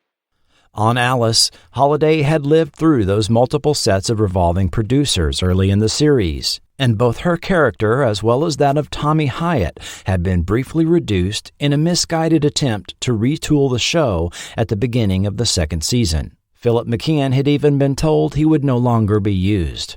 When the series was course-corrected by new producers Bob Carroll Jr. and Madeline Davis, who ran the show for the rest of its run, they brought in new writers as well as accomplished director Mark Daniels and reinstated the Tommy character. Polly Holliday had done much to develop the Flo character, and the version of it we saw on Alice as well as Flo was as much or more her creation as it was that of writer Robert Getchell. Holliday had intentionally not seen the Alice Doesn't Live Here Anymore film, not wanting to be influenced by Diane Ladd's portrayal of Flo. Thus, she crafted her own Flo persona, constructing a character backstory based on the details from both the movie and early sitcom scripts. Show writers of Alice incorporated her ideas into episode scripts. Her ideas for the Flo spinoff, however, were not initially accepted by the studio or network. According to Barry Putt's book, Holliday's initial concept was to have Flo return to her childhood home of Cowtown, Texas, where she would marry a local politician who would then become the governor of Texas. Episodes would revolve around Flo as First Lady of Texas, and stories would provide fish-out-of-water tales with the down-home Flo attempting to fit in with the Austin political elite. Alan Shane, now head of Warner Television, didn't think this concept sufficient to sustain a series, and the job of writing a pilot was given to Dick Clare and Jenna McMahon in late 1979. If you draw a blank when hearing those names, they were the creators of The Family on The Carol Burnett Show, a series of 31 sketches featuring Mama, Eunice, and Ed, as played by Vicki Lawrence, Burnett, and Harvey Korman. They had also recently worked on Different Strokes, writing the Season 1 ender The Girls' School, setting up the spin-off series The Facts of Life. Although they had limited production experience and had never run a series, they were also to be the showrunners for Flo. In December, Clare and McMahon brought on friends Robert Iles and James R. Stein to work as writer-producers under them. Stein and Iles previously had a late Saturday night comedy radio show a decade earlier on college station KUSC, a sort of precursor to later comedy radio shows like Howard Stern. It may have been college radio, but the station had 30,000 watts of power and was heard in Southern California by many in the entertainment industry. Failing to break into professional radio, the pair took a course on TV writing there at USC and worked under writer-producer Digby Wolfe and met agent Michael Ovitz, a fan of their radio show. They soon were writing content for the Smothers Brothers, Bill Cosby, and Lily Tomlin, and found their way to working with Clare and McMahon on The Carol Burnett Show. Perhaps due to Polly Holliday and or the network and studio not happy with their version of the Flo pilot, or other reasons not clear, Clare and McMahon were let go from the production, although they maintained the written-by credit for the pilot and created-by credit for the series. The executive then put in charge of the show was Jim Mulligan. Mulligan was also working on Season 8 of MASH and had previously worked with Iles and Stein on The Smothers Brothers. Mulligan then hired the team of Ron Landry, George Geiger, and Tom Biner as writers and supervising producers. The trio called themselves Tantamount. Ron Landry had been part of the radio comedy team Hudson and Landry in the early 70s and had written for the CBS series Siznik. Landry would do the studio audience warm-ups for Flo, often a solo version of Hudson and Landry's Ajax Liquor sketch. George Geiger had written for TV specials for The Carpenters, Paul Lynde, and the Starland Vocal Band, as well as episodes of Demond Wilson's very short-lived Baby, I'm Back. Tom Biner was the only one in the trio with prior production credits for an ABC after-school special and segments of the Saturday morning Croft Super Show. This was the first supervising producer role for any of them. Hopefully that helps you make sense of the gaggle of names seen in the opening credits. One creative voice that cannot be overlooked in the development of Flo is that of Polly Holliday herself. Although her official title, in addition to that of lead actor, was creative consultant, in the wake of the departure of Clare and McMahon, by all accounts, Holliday essentially became a shadow producer and very much one of the people in charge of the production. The early version of the pilot was altered with the addition of characters that Holliday had a hand in creating and casting, several of these actors having a live theater background that she had either worked with or seen on stage in her New York theater days. Writer-producer Bob Iles shared his recollections of this time with Forgotten TV. I remember early on she kept adding cast members, a mother, a sister, a girlfriend, the bartender at the bar, a young guy employee, a mildly corrupt politician, a cynical piano player at the bar. I could see it would be tough to service all these characters every week, plus deal with any number of guest stars. Holliday herself commented on her involvement in series development in a March 1980 newspaper article. These are new writers, and they don't know Flo's personality quirks and character traits like I do. I'm working 10 hours a day just getting ready to do our first episode. I'm involved in the casting, too. The star has to be like a good lead horse, setting the pace and work habits. That's what good old Flo is doing, with a little help from me. Indeed, Flo started with 8 regular characters, double the amount older classic sitcoms usually had. Family sitcoms of the 1950s revolving around home life typically had 4, perhaps 5 regular characters. Think The Honeymooners, I Love Lucy, Leave It to Beaver, or Father Knows Best. Many later sitcoms also followed the 4-character structure to great success. All in the Family, One Day at a Time, Maude, Three's Company, The Golden Girls, Married with Children, and Seinfeld all come to mind. Let's take a closer look at the background and casting of all those characters, starting with Flo herself, Polly Holliday. Originally from Jasper, Alabama, Holliday grew up in Talladega County, where her early interests prompted her to study music, teach piano, and sing in the church choir. In college, she became interested in the performing arts and later joined the Asolo Repertory Theater in Sarasota, Florida, who she stayed with for a decade. Moving to New York City in the early 70s, she was cast in off-Broadway stage plays and TV commercials.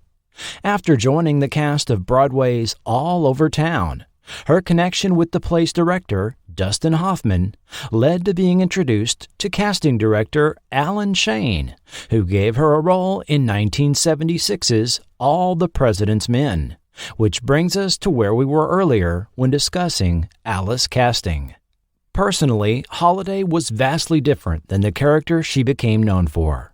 Her parents divorcing when she was young put her off marriage, focusing on a career rather than raising a family. 39 years old when cast as Flo, her natural brown hair worn down, soft-spoken manner, and conservative dress afforded her privacy even in public, as she was rarely recognized.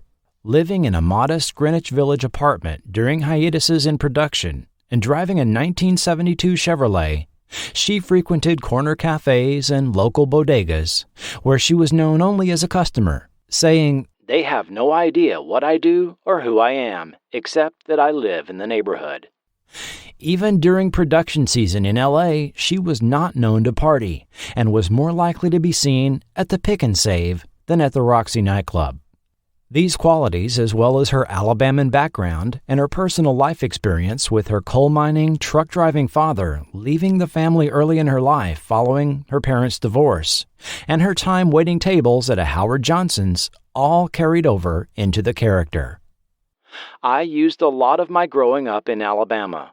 I knew a lot of women like her, good, hardworking, usually supporting 6 kids. Additional character details became revealed over the Flo series. We found her strawberry blonde hair was in a French twist with a modified beehive. Her favorite perfume was Midnight Massacre. She was sensitive about being 42 years old, and characters trying to calculate her age was a running joke. When once directly asked, "Do you think Flo is promiscuous?" she answered, "I'm not trying particularly to show her that way. In my mind, Flo is a lot of talk, and what she says she did last night you have to take with a grain of salt. I think she spends a lot of time watching TV in an old bathrobe, but she talks up her image of a swinger. I've never seen her as promiscuous. I don't think she sleeps around a lot." On Flo, it took 16 episodes before we explicitly saw Flo taking a man back to her trailer for some planned hanky-panky. This was a result of an intentional effort to tone down this aspect of the character, as revealed at a Season 2 press junket, with Holliday determined to leave viewers with a better impression of the Southern Flo. I do not like to see Southern characters as dumb people who are only interested in moonshine, grits, and fast cars. I'm trying to show Flo as a real woman of the South.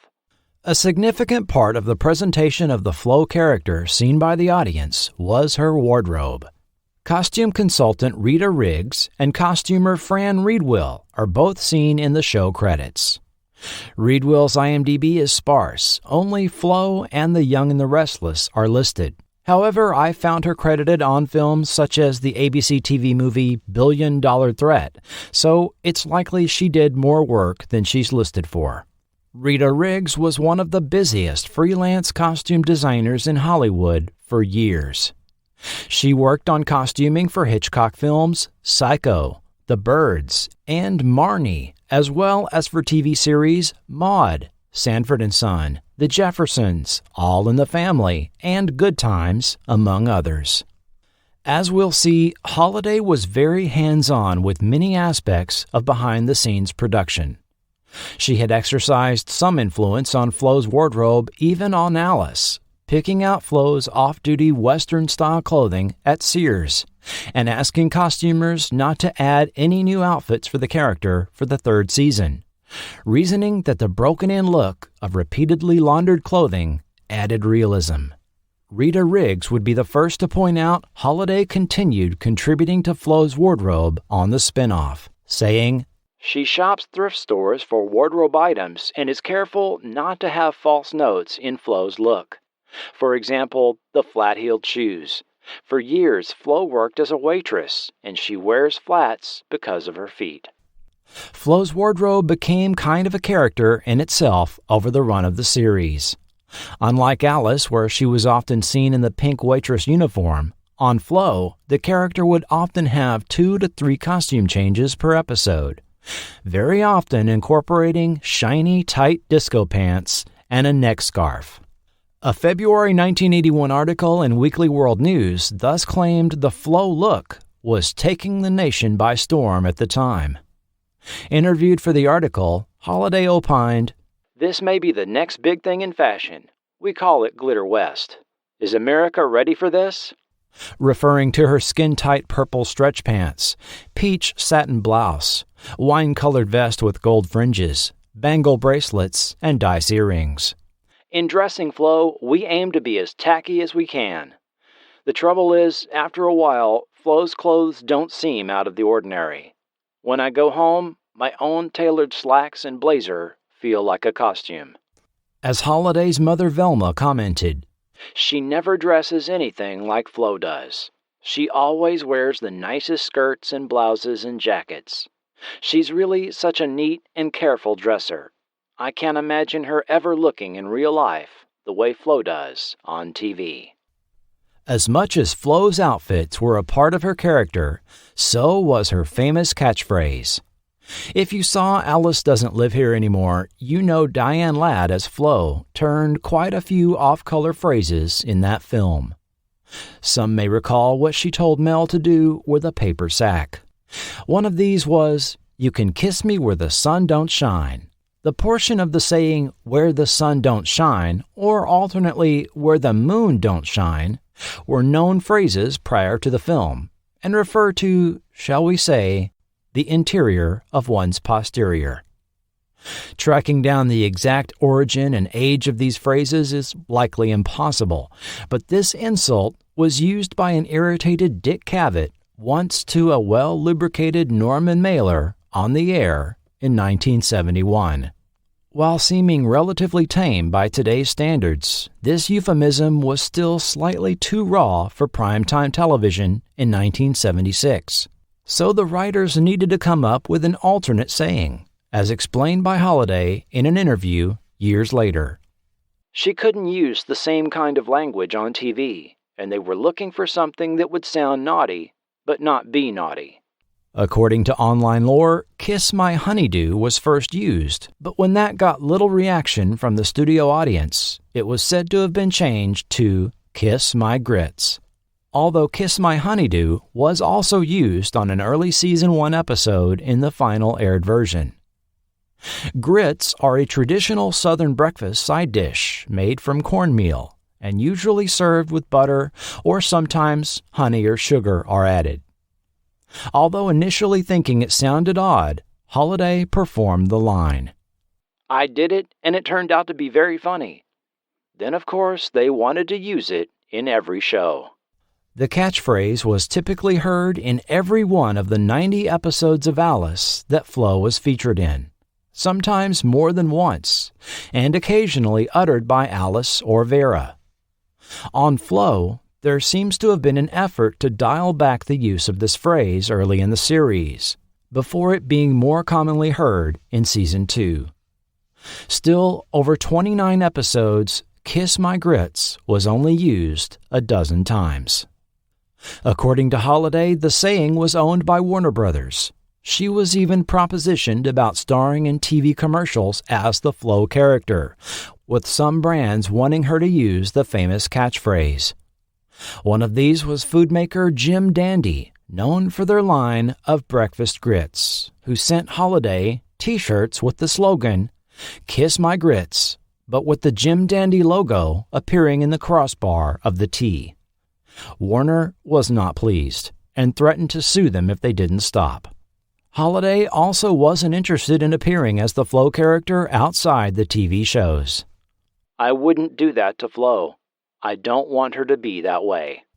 However, the catchphrase unofficially showed up on buttons, pins, keychains, T-shirts, and patches of the era. By 1977, the phrase had become a cultural meme, appearing on newspaper ads, picket signs, and wherever an insult needed to be hurled.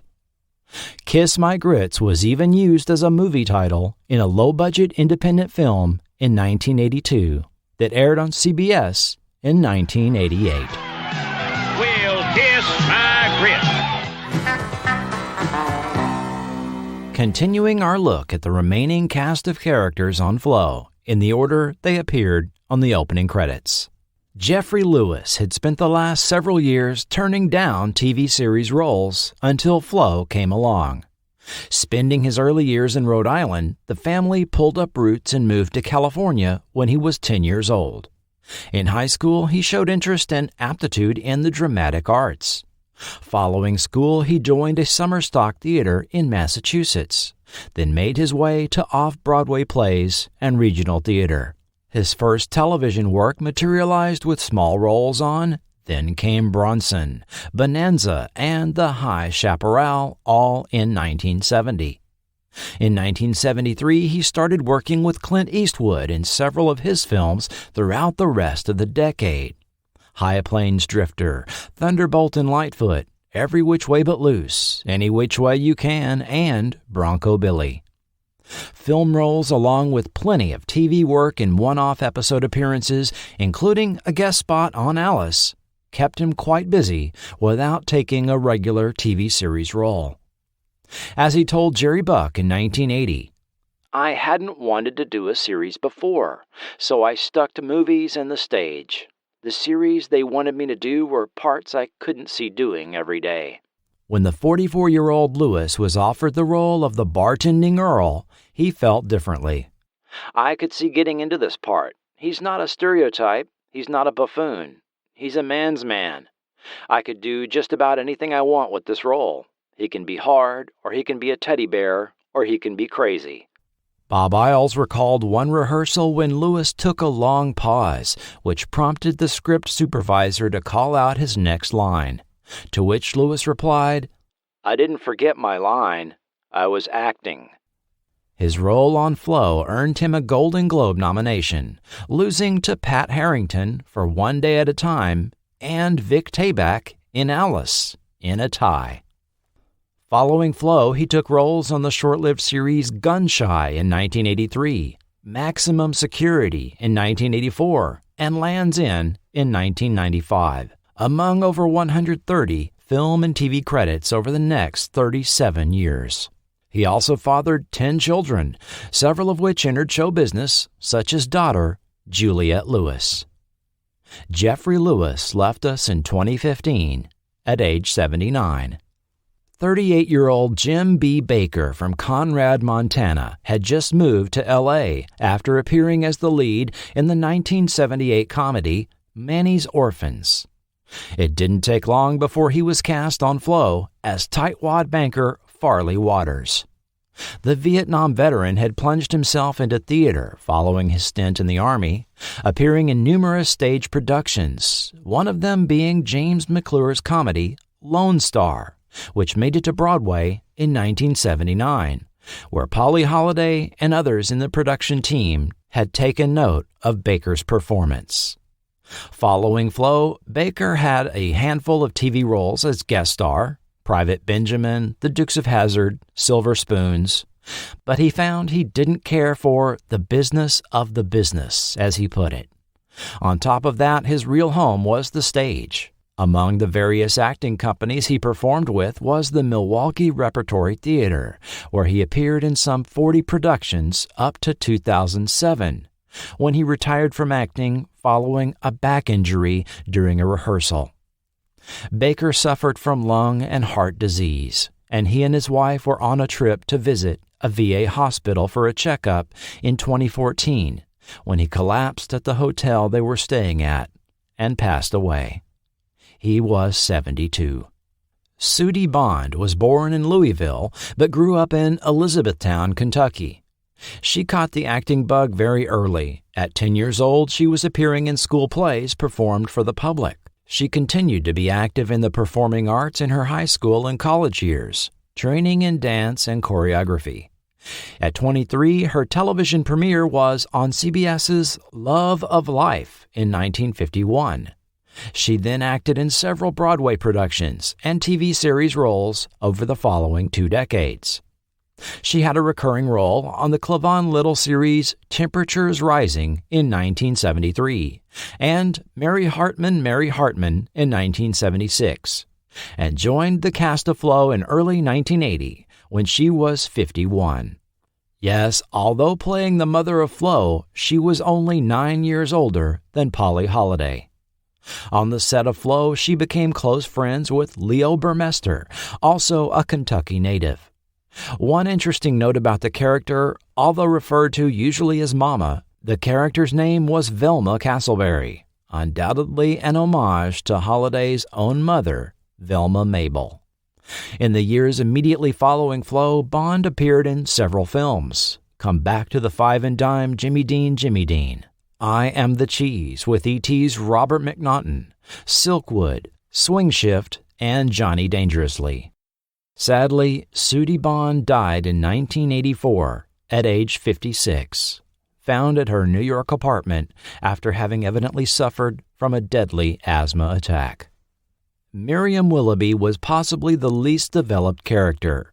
We don't know much about her. All her characteristics were defined by other people. She was Flo's supportive lifelong friend and a competent bookkeeper and waitress at the Yellow Rose, and she dutifully took care of husband Hollis's needs over her own. We do know more about the actress who played Miriam, 42-year-old Joyce Bulifant. From a very young age, Bulifant either wanted to be an actress or a nurse. At 14, she started as an apprentice in a professional summer stock theater, learning behind-the-scenes stagecraft in addition to acting. After high school, she trained at the American Academy of Dramatic Arts in New York. She began appearing on television in 1959 on the pilot of NBC's Too Young to Go Steady. This led to a decades-long career in television, with roles on 1964's Tom, Dick, and Mary and 1969's The Bill Cosby Show, and continuing into the 70s with Love Thy Neighbor, Big John, Little John, and The Mary Tyler Moore Show, playing the wife of Gavin MacLeod's Murray Slaughter. In the late 70s, she was a regular fixture on TV game shows like Match Game and Password. Bulifant is noted for missing out on 2 iconic TV series. The first being The Beverly Hillbillies, when she turned down a role on that series on the advice of her agent, who thought the show would never be a success. Later, she was the original choice of producers for the role of Carol Brady on The Brady Bunch, having been signed on for a 7-year contract. That all changed when Florence Henderson became available, leaving Bulifant out in the cold. However, she showed no hard feelings about losing the part, years later saying, "It all turned out just fine. I was very fond of Florence, and she was a lovely lady, and the show was very successful. Everything turned out the way it's supposed to." Right after filming the Paramount comedy hit Airplane, the Flow series came along. However, recall from our episode rundown that Miriam wasn't seen shortly after the midpoint of Season 2. We'll examine what happened in just a bit. Following Flow, Bulifant continued to act on television, including several appearances on the 90s series Weird Science and select film projects in the 2000s. She also has appeared in 2 one-woman shows in recent years, Life Upon the Wicked Stage and Remembering Helen Hayes with Love. In 2017, her memoir My 4 Hollywood Husbands was published, which she also narrates on Audible. Like Sudie Bond, Leo Burmester also hailed from Louisville, Kentucky. Although presented as a younger man, Burmester was already 35 during the first year of the series' run, and while he may have played a simple character on Flow, he had a master's degree in drama and taught college for a year before entering the acting field. First as a local stage actor, making it to Broadway in 1979. Then his eyebrow-raising entry into TV and film came in 1980 as Water Sport on Al Pacino's Cruising. Like Jim Baker, Polly Holliday had also seen Burmester in the Broadway play Lone Star and got him signed on to her new series. However, there was initially no part for him in the pilot, and the character of naive young Randy was added at the last minute to wedge him into the cast. Following Flow, Burmester appeared in an additional 30 films, including Broadcast News, The Abyss, and the 1996 film Lone Star. On TV, he was a regular on the short-lived 1989 series True Blue, 1992's Arresting Behavior, and numerous one-off roles including several appearances on the Law & Order franchise. Leo Burmester died in 2007 at age 63. According to his best friend, his leukemia had been in remission, but he experienced a massive autoimmune attack on his brain, possibly triggered by a tick bite. Often stereotyped as prissy, uptight schoolteachers or librarians, Lucy Lee Flippen is a highly talented actress with a 4-decade career in show business. Raised in Douglasville, Pennsylvania, she initially had negative reactions pursuing acting roles.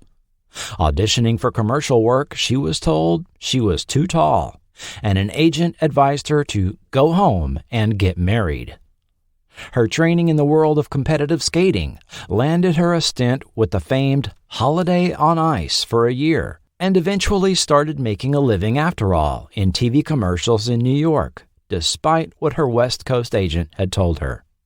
She even landed a brief role in the 1971 X-rated comedy The Telephone Book as an obscene caller. Performing opposite Richard Gere in the Lincoln Center production of A Midsummer Night's Dream in 1975 may have been the break she had been looking for. Following Midsummer, her New York agent, who had now moved to Los Angeles, called her to come read for a role on the Mary Tyler Moore Show spinoff, Phyllis. However, it turned out she was only one of many women the agent had called to read for the part. But she did get a spot on The Bob Newhart Show, then a role on Woody Allen's Annie Hall. Her agent one day sent her to read for casting director Susan Suckman. A week later, she was asked back, this time to read for the role in front of Michael Landon. Most of this audience likely remembers her well from her run on Little House on the Prairie as Almanzo Wilder's sister, schoolteacher Eliza Jane. At age 36, Flippen started appearing on Little House at the beginning of the 6th season in the fall of 1979. After having a recurring role in the first half of that season, her agent, who also represented Polly Holliday, asked if she was interested in taking a regular series role on Holliday's new series. She accepted, and asked Michael Landon to write her character out of Little House.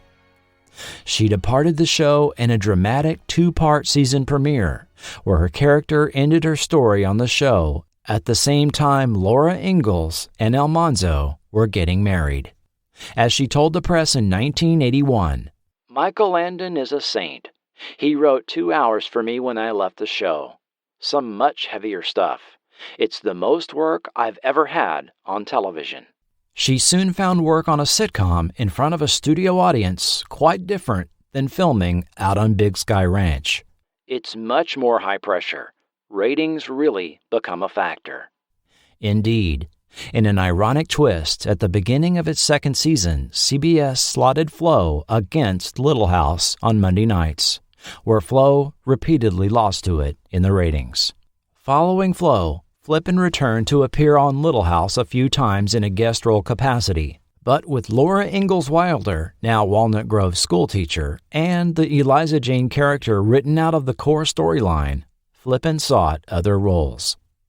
She was seen in the films Flashdance, Surf 2, Private Resort, Police Academy 2, and Summer School, mostly in comedic supporting roles.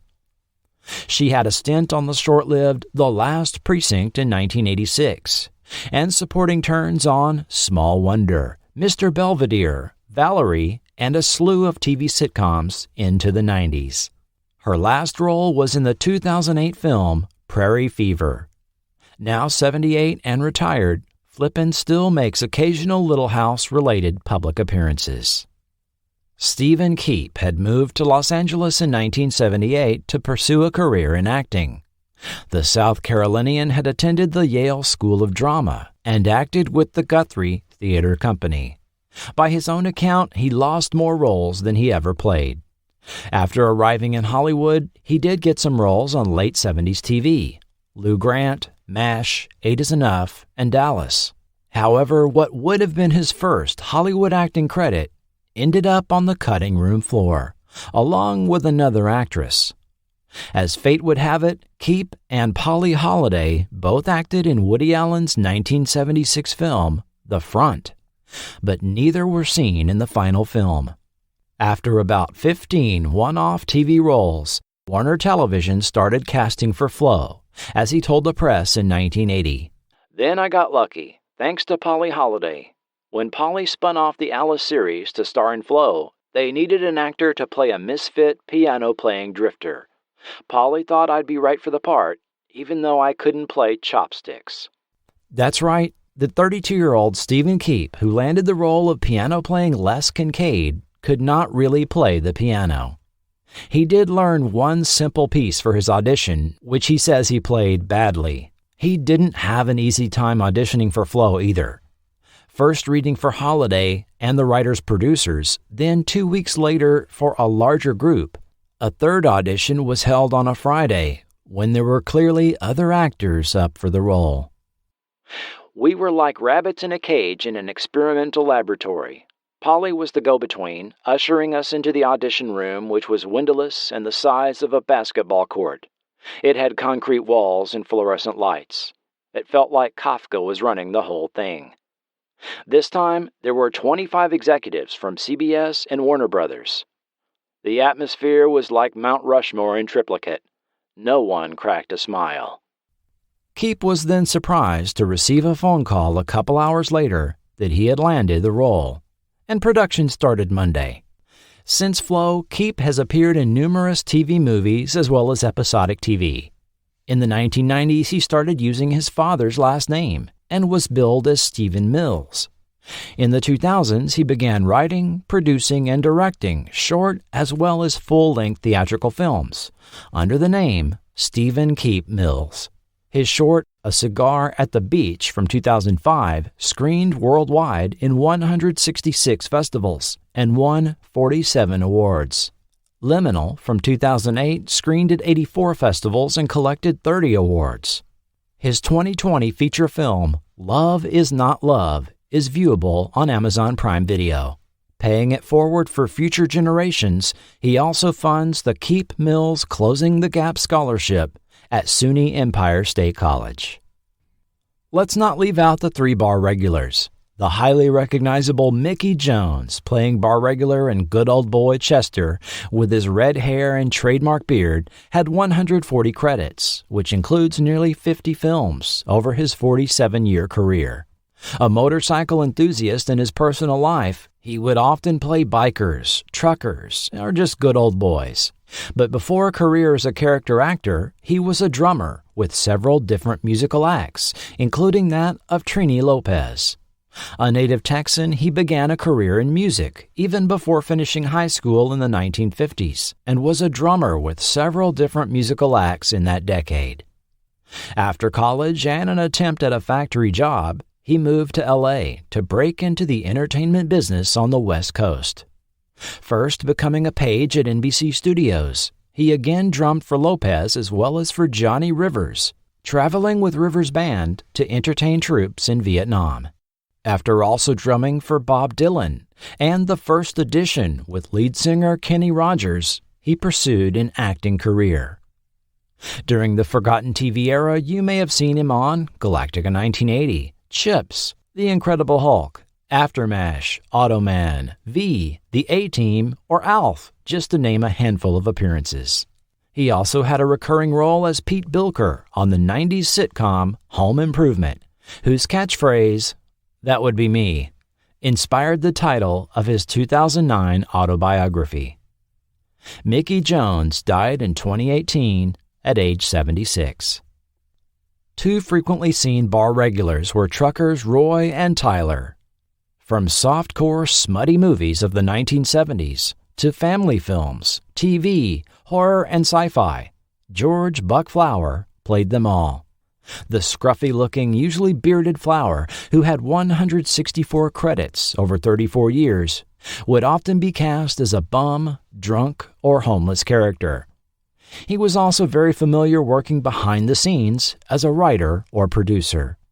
Originally hailing from the Blue Mountains of eastern Oregon, following stints in the Army and college, Flower moved to California and began appearing in local theater, becoming a member of the Inspiration Players that toured the country with live performances. In film, he got his start with trash filmmaker Harry H. Novak, playing characters whose names can't even be repeated here. Making the transition to the mainstream, he appeared in the Wilderness Family films, and you might remember him as the park bench bum from Back to the Future. Crazy drunk driver. Director John Carpenter cast him in several of his films in the 1980s, including They Live, where his character was easily swayed to betray humanity by the alien invaders. What's the threat? We all sell out every day. Might as well be on the winning team. George Flower died in 2004 at age 66. Of all the supporting actors, Gordon Hurst, who played bar regular and trucker Tyler, is the most enigmatic. We know he is from Vicksburg, Mississippi, and he has 20 acting credits on IMDb in addition to Flo, beginning with a string of films. 1971's The Last Picture Show, 1974's The Sugarland Express, and 1976's Drive-In.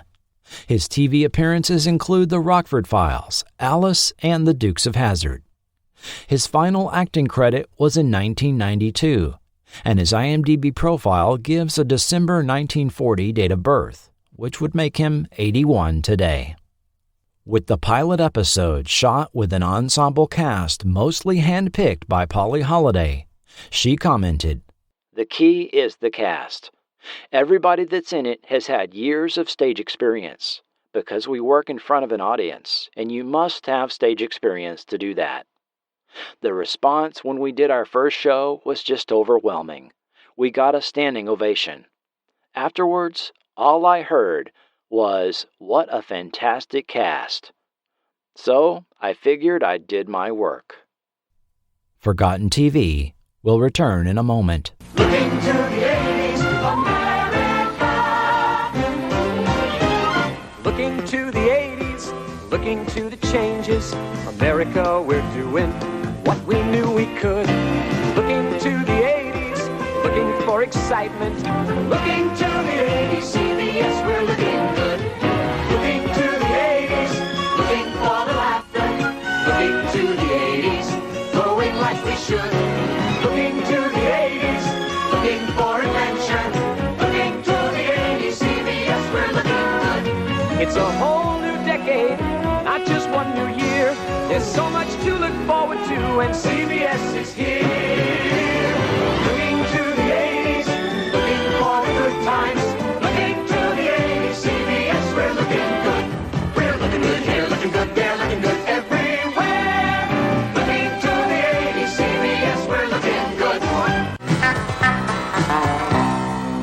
Flo's Yellow Rose itself was a modest roadhouse bar featuring not much more than a jukebox, pinball machine, cigarette vending machine, and a few tables. The decor featured mounted buffalo heads, framed pictures of cowboys on horses, an antique telephone, old maps and license plates on the walls. Behind the bar, there were mason jars on the shelves, an antique cash register, a YCHJCYAQFTJB sign.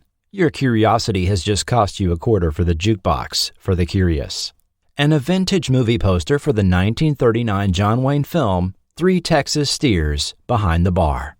The restrooms were designated by the signs Dudes and Darlings. The pinball machine was a 1975 Eldorado model made by Gottlieb. The Eldorado had a production run of 2,875 machines and was a very popular model, being reissued as Gold Strike, Solar City, and Target Alpha over the years. The model remains a popular one for collectors and pinball restorers today. Lynn Griffin was the art director credited for the look of the Flo sets. She also worked on Alice from 1978 to 1984, and several Miller Boyett productions, including Valerie, Perfect Strangers, Full House, Step by Step, and Family Matters. But some set decoration was done by Polly Holliday herself, as she pointed out, speaking to a TV newspaper columnist over the 1980 summer hiatus. When Flo took over the bar, we decided that she'd put up some tablecloths and curtains, and the designer had built these very sort of elaborate drapes with tassels on them. They looked like they'd been done by a professional decorator. And I said, I thought they should be just something that Flo and her mother ran up with 10-cent store material. So what we did was make drapes that are simply gathered at the top and pulled back with a little string instead. That comes straight out of the character. As far as where the Yellow Rose was located, while there is no official city in Texas called Cowtown, that nickname has often been historically applied to Fort Worth, Texas. Established in 1849 and named to honor General Williams Jenkins Worth, Camp Worth began as an Army outpost on the north-facing bluff overlooking the Clear Fork of the Trinity River. Before that, it was a primitive trading post used by traders and trappers near what was the negotiated border between the various Native American tribes and the white man. Originally a camp in a live oak grove near that Trinity Fork, pitched in the chilly November of 1843, additional trading posts and residential houses were raised in the wake of an 1844 congressional act, granting acreage to white settlers meeting certain conditions. This border was ever encroached upon by the incoming settlers, and a reminder of this legacy exists to this day, as the city of White Settlement, Texas, still sits in the modern Fort Worth metro, approximately 8 miles into the previously agreed-upon Indian Territory. Camp Worth was officially given the title of fort in November 1849 and was one of 8 forts built for the purpose of protecting Texas settlers from the possibility of Native American attacks along this frontier. Although the fort itself was abandoned in 1853, the unused buildings were taken over and clinics, schools, stores, and hotels were erected around them. In the 1860s and 70s, as millions of Longhorns were driven through on the way to Red River Crossing at the old Chisholm Trail, Fort Worth became the king of the cattle industry.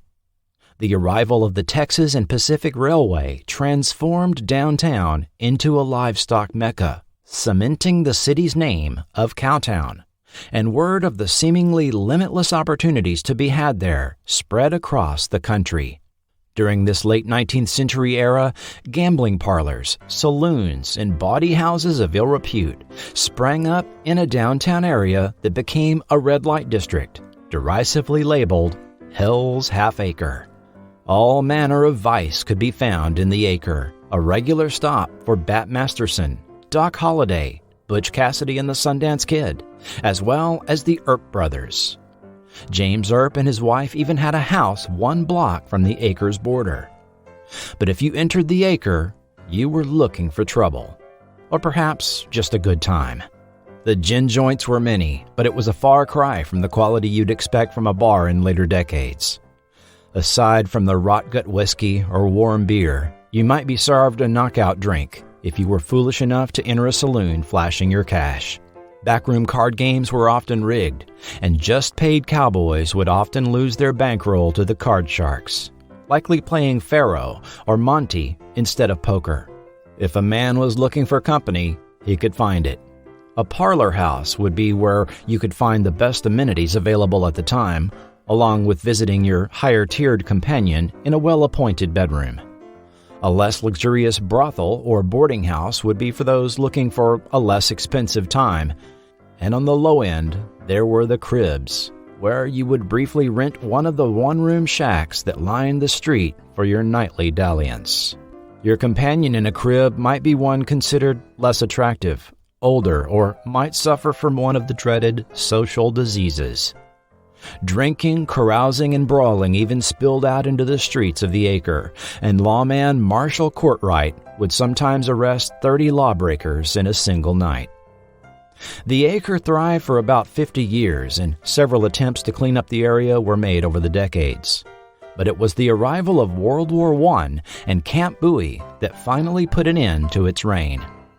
The military training camp was established about 3 miles west of downtown, and the War Department declared that no vice district would exist within 5 miles of a military encampment. Raids, mass arrests, and even demolition of buildings took place, putting the area under de facto martial law. By 1920, Hell's Half Acre was no more. Downtown Fort Worth became home to the Southwestern Exposition and Fat Stock Show, originally held under shade trees on Marine Creek. By the time cowboy events were added in 1918, marketed under the Spanish word rodeo, the event had moved indoors to what is now Cowtown Coliseum, and the Fort Worth Stock Show and Rodeo is known as the oldest continuing running livestock show. An early 20th century oil boom drove even further population and development to the area. Now the 13th largest city in the United States, Fort Worth has earned its Cowtown moniker, and countless businesses and events there incorporate the Cowtown name. The rowdy and dusty history of this area serves as the backdrop for the never-specified location of the relatively tame Flo's Yellow Rose, although a clue might be provided by the highway sign for U.S. Route 81 on the door to the bar. U.S. Route 81 is a major 1,220-mile-long north-south highway that extends from the Canadian border in North Dakota and in 1980 passed through Fort Worth and extended all the way to the Mexican border in Laredo, Texas. In 1993, the highway was shortened to now terminate at an intersection with Interstate 35 about 10 miles north of downtown Fort Worth. While the painted backdrops of rural landscapes on the sound stages of Flo reveal the Yellow Rose and the nearby Castleberry House certainly wouldn't have been located in 1980 downtown Fort Worth, it's reasonable to assume it was on or near Old US 81, either north or south of the city proper. Dialogue in several episodes referred to the Yellow Rose being located in Tarrant County, as well as somewhat near the fictional Lake Crosby. And we also know that it would be within a reasonable driving distance of Earl Tucker's ranch. Tarrant County has numerous bodies of water, both natural and artificial, large and small, that could stand in for the fictional lake.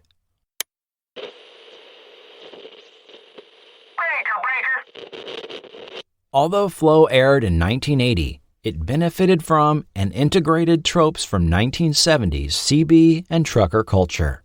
Flo's Yellow Rose was frequented by cowboys, oilmen, and truckers. Flo also used the CB radio several times in the series. Her CB handle was Hot Cargo, and her familiarity with CB lingo and the trucker world was part of the backdrop of the series and character. Breaker 19, this here is hot cargo. Come on in. For someone not around at the time, the influence and ubiquity of CB radios and the trucker lifestyle in this era is hard to overstate.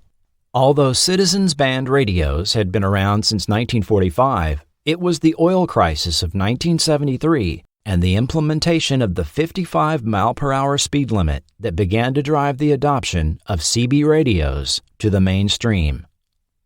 Previously used mainly by truckers, tow truck drivers, and other trade professionals that would drive a truck or van, now the general public was installing them in the family sedan.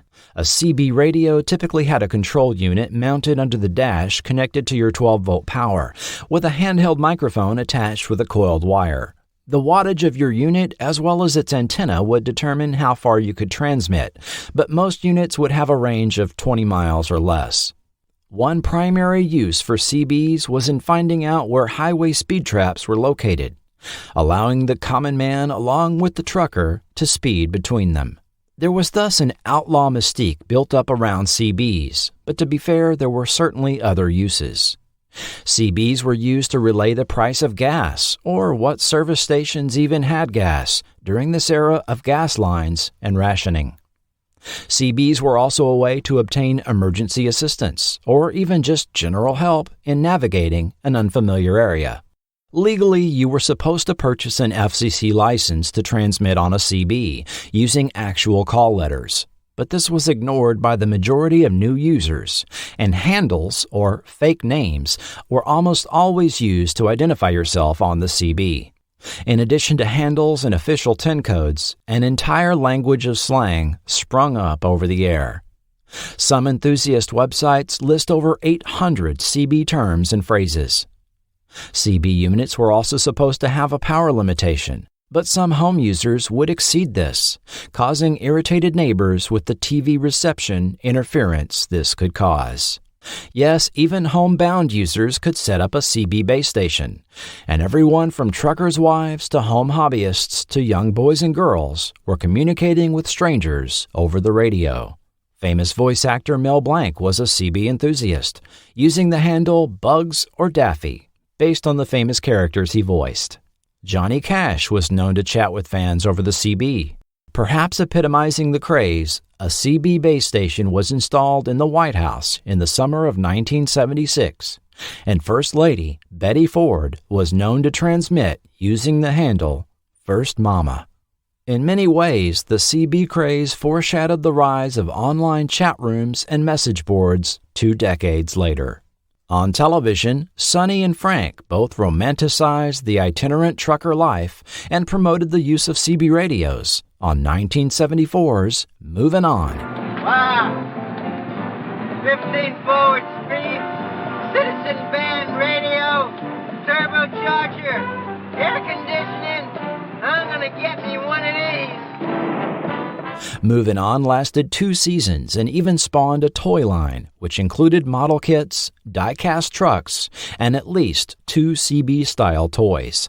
But probably the biggest single factor in driving the popularity of CBs and trucker culture was the 1975 song, Convoy. You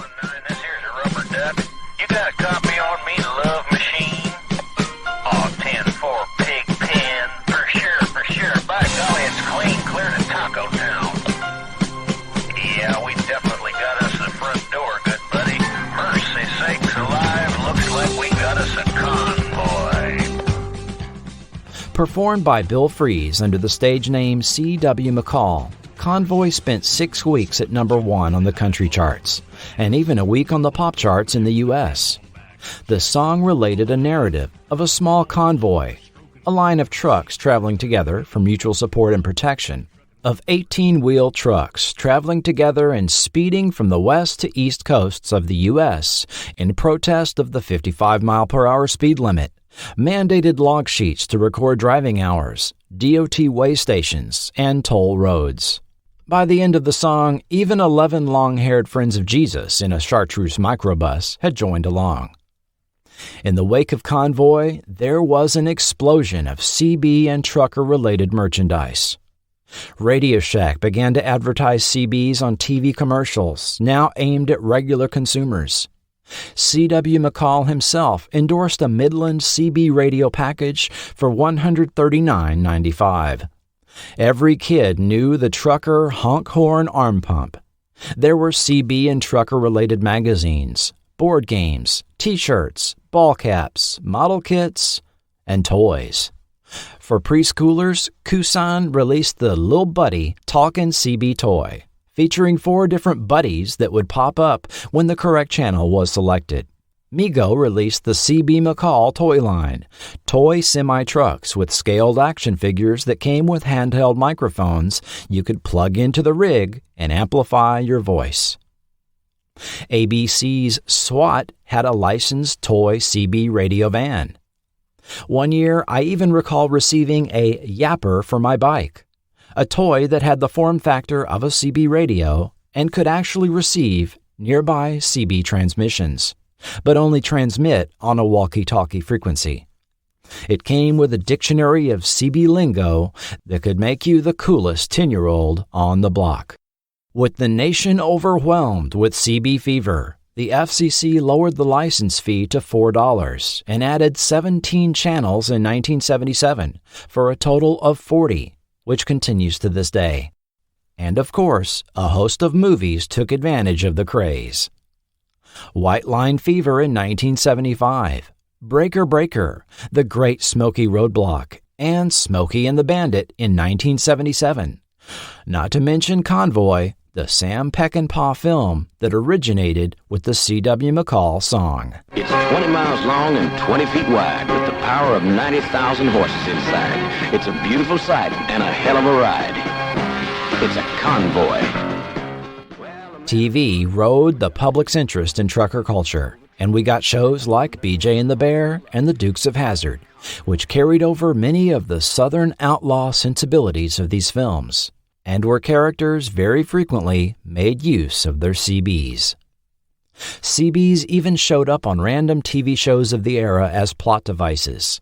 The Evans on Good Times had a CB in the house, and Buddy on Family started a relationship with a stranger over the CB. Thus, it was not unusual for Flo to depict the Yellow Rose with having a CB radio on hand behind the bar. Let's complete our look at the behind-the-scenes production and eventual cancellation of the Flo series. Following a phenomenally successful 6-episode run in March and April of 1980 as the #1 new show of the 1979 to 1980 season, CBS would have been crazy to not bring the show back in the fall. But recall Flo had a little help, being slotted on Monday nights in between MASH and Lou Grant. Then in its 8th season, MASH was still performing extremely strong in the ratings, interestingly tying with Alice as the #4 show of the season. Following MASH was a cushy slot. After all, viewers were basically locked into CBS for the evening. Their other choices were to turn to NBC or ABC and watch whatever Monday night movie was being aired, already half an hour in progress. The show was, of course, renewed, and a full season was ordered. Initially, all seemed well behind the scenes of show production.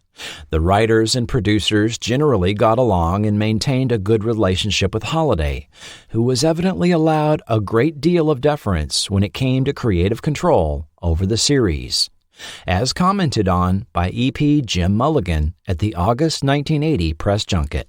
This show truly is a creation of Polly's, in the sense that the character and actor become one.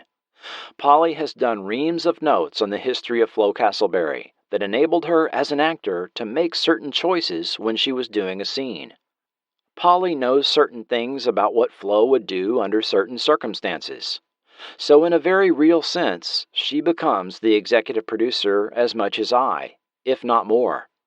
Her responsibilities are much greater than the average lead's would be. However, over time, differences in styles and approaches to the writing, as well as the 3 layers of producers, in addition to Holliday herself, began to add significant complexity and time to the writing process. As a result, a lot of what made it into final scripts was watered down in order to please everyone. The phrase, "too many cooks," comes to mind. This led to cliques in the writer's room, with the tantamount trio of Landry, Geiger, and Biner being self-identified conservative blue-collar types, while Isles and Stein were viewed as liberal coastal elites. This division even trickled down to where the teams chose to have lunch. Tantamount tended to write episodes containing broad, tropey rural-style humor.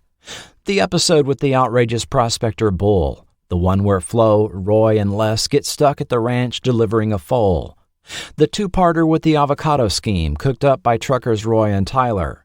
And the Season 2 opening stinker, revolving around the family of skunks taking up residence underneath the bar, among others.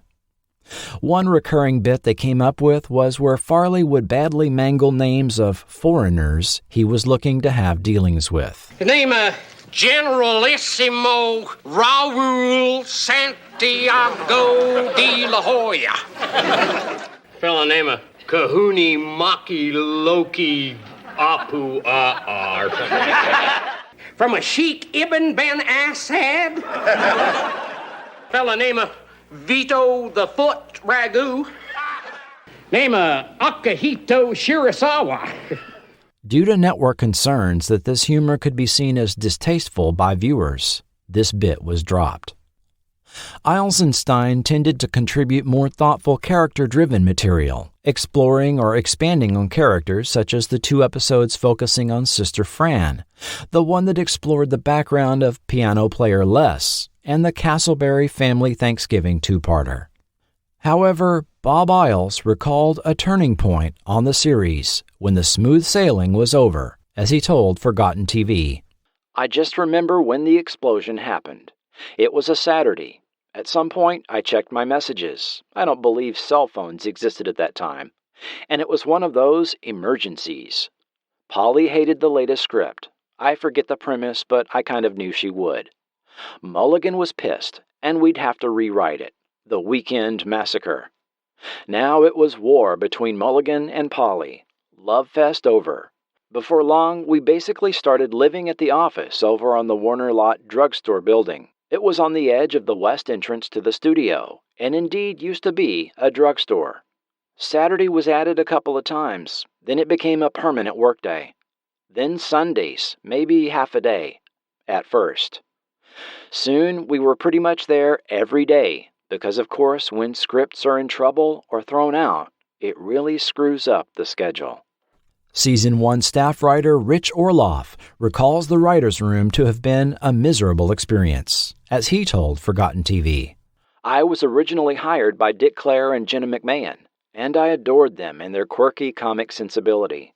When they were fired, I wasn't happy with the direction the show took, nor did I contribute much in the writer's room, so I felt like I was wasting my time there."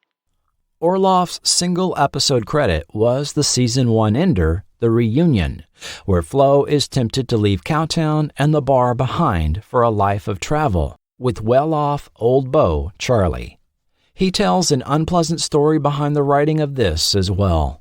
"After turning in my first draft of The Reunion, it was rewritten, slowly and laboriously for about 2 weeks, with me stuck in the writer's room as it happened, until there was literally nothing left of my original script. And I do mean literally. I remember when they cut the last punchline from my script. Then the producers showed the script to Polly, who hated it.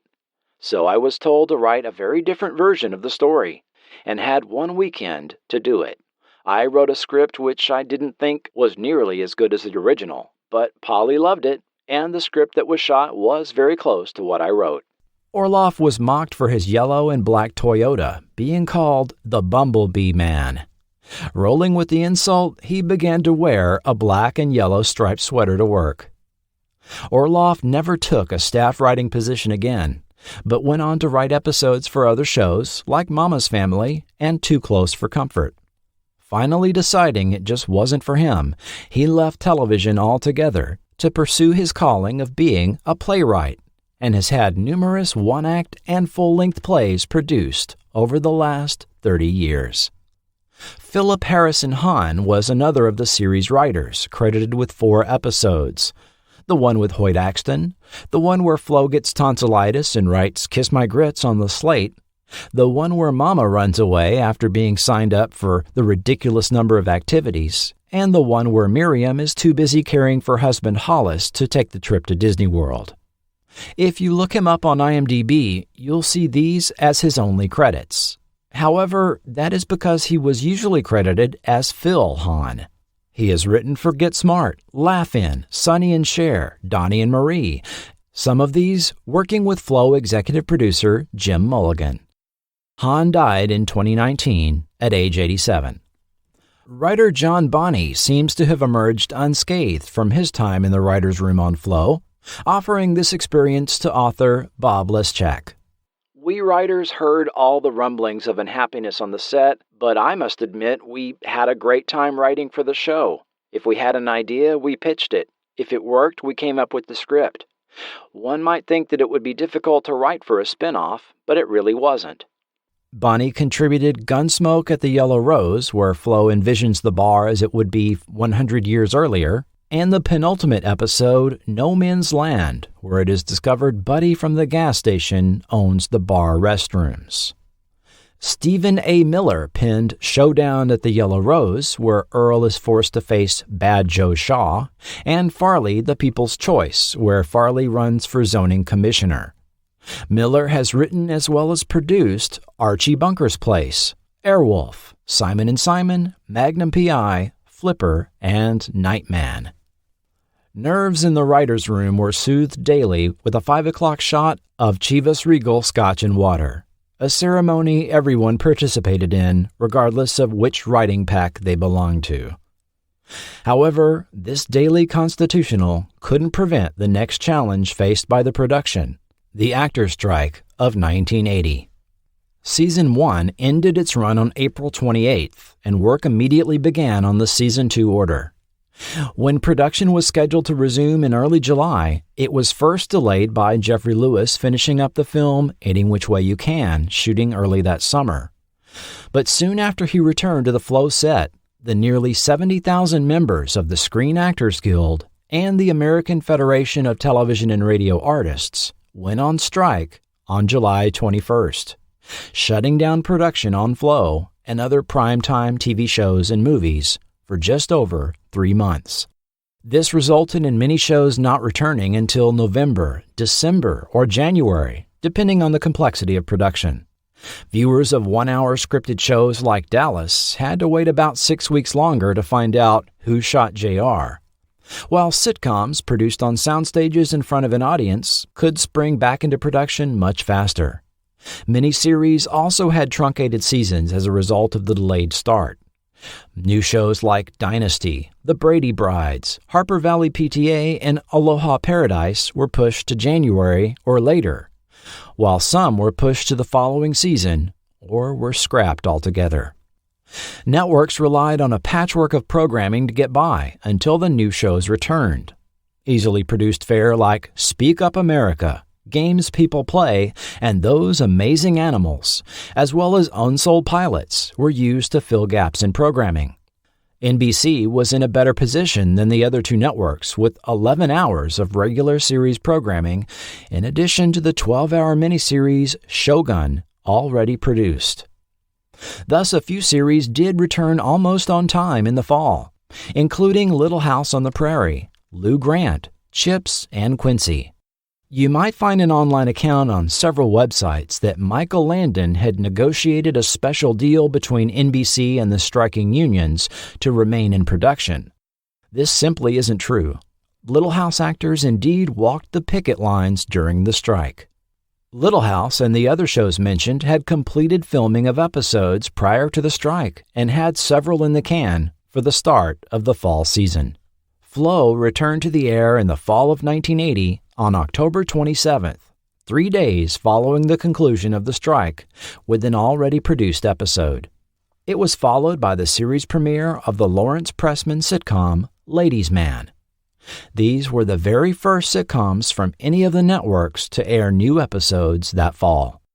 Another issue faced behind the scenes, at least from the viewpoint of several cast members, was the level of involvement and control star Polly Holliday held over the production, leading to friction between some of the actors, and one cast member leaving the show. Writer Bob Leszczak spoke to two of them for his chapter on Flow in his 2016 book, Single-Season Sitcoms of the 1980s.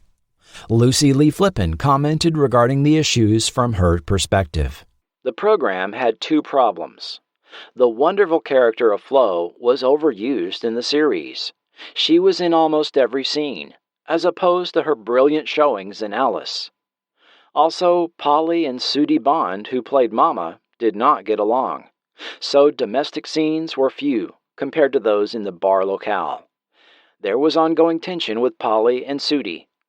Additionally, there were too many main characters. Recall from our episode rundown that co-star Joyce Bulifant started being credited as guest star around the halfway point of Season 2, and then disappeared from the show altogether following the story revelation that Miriam was pregnant and would be leaving her job at the bar. In her conversation with Bob Leszczak, Bulifant finally revealed the story behind her departure from the show. I asked to leave the show because Polly had creative control. I feel it is dangerous for leading actors to have control of a show. It is difficult when the star has control to be objective.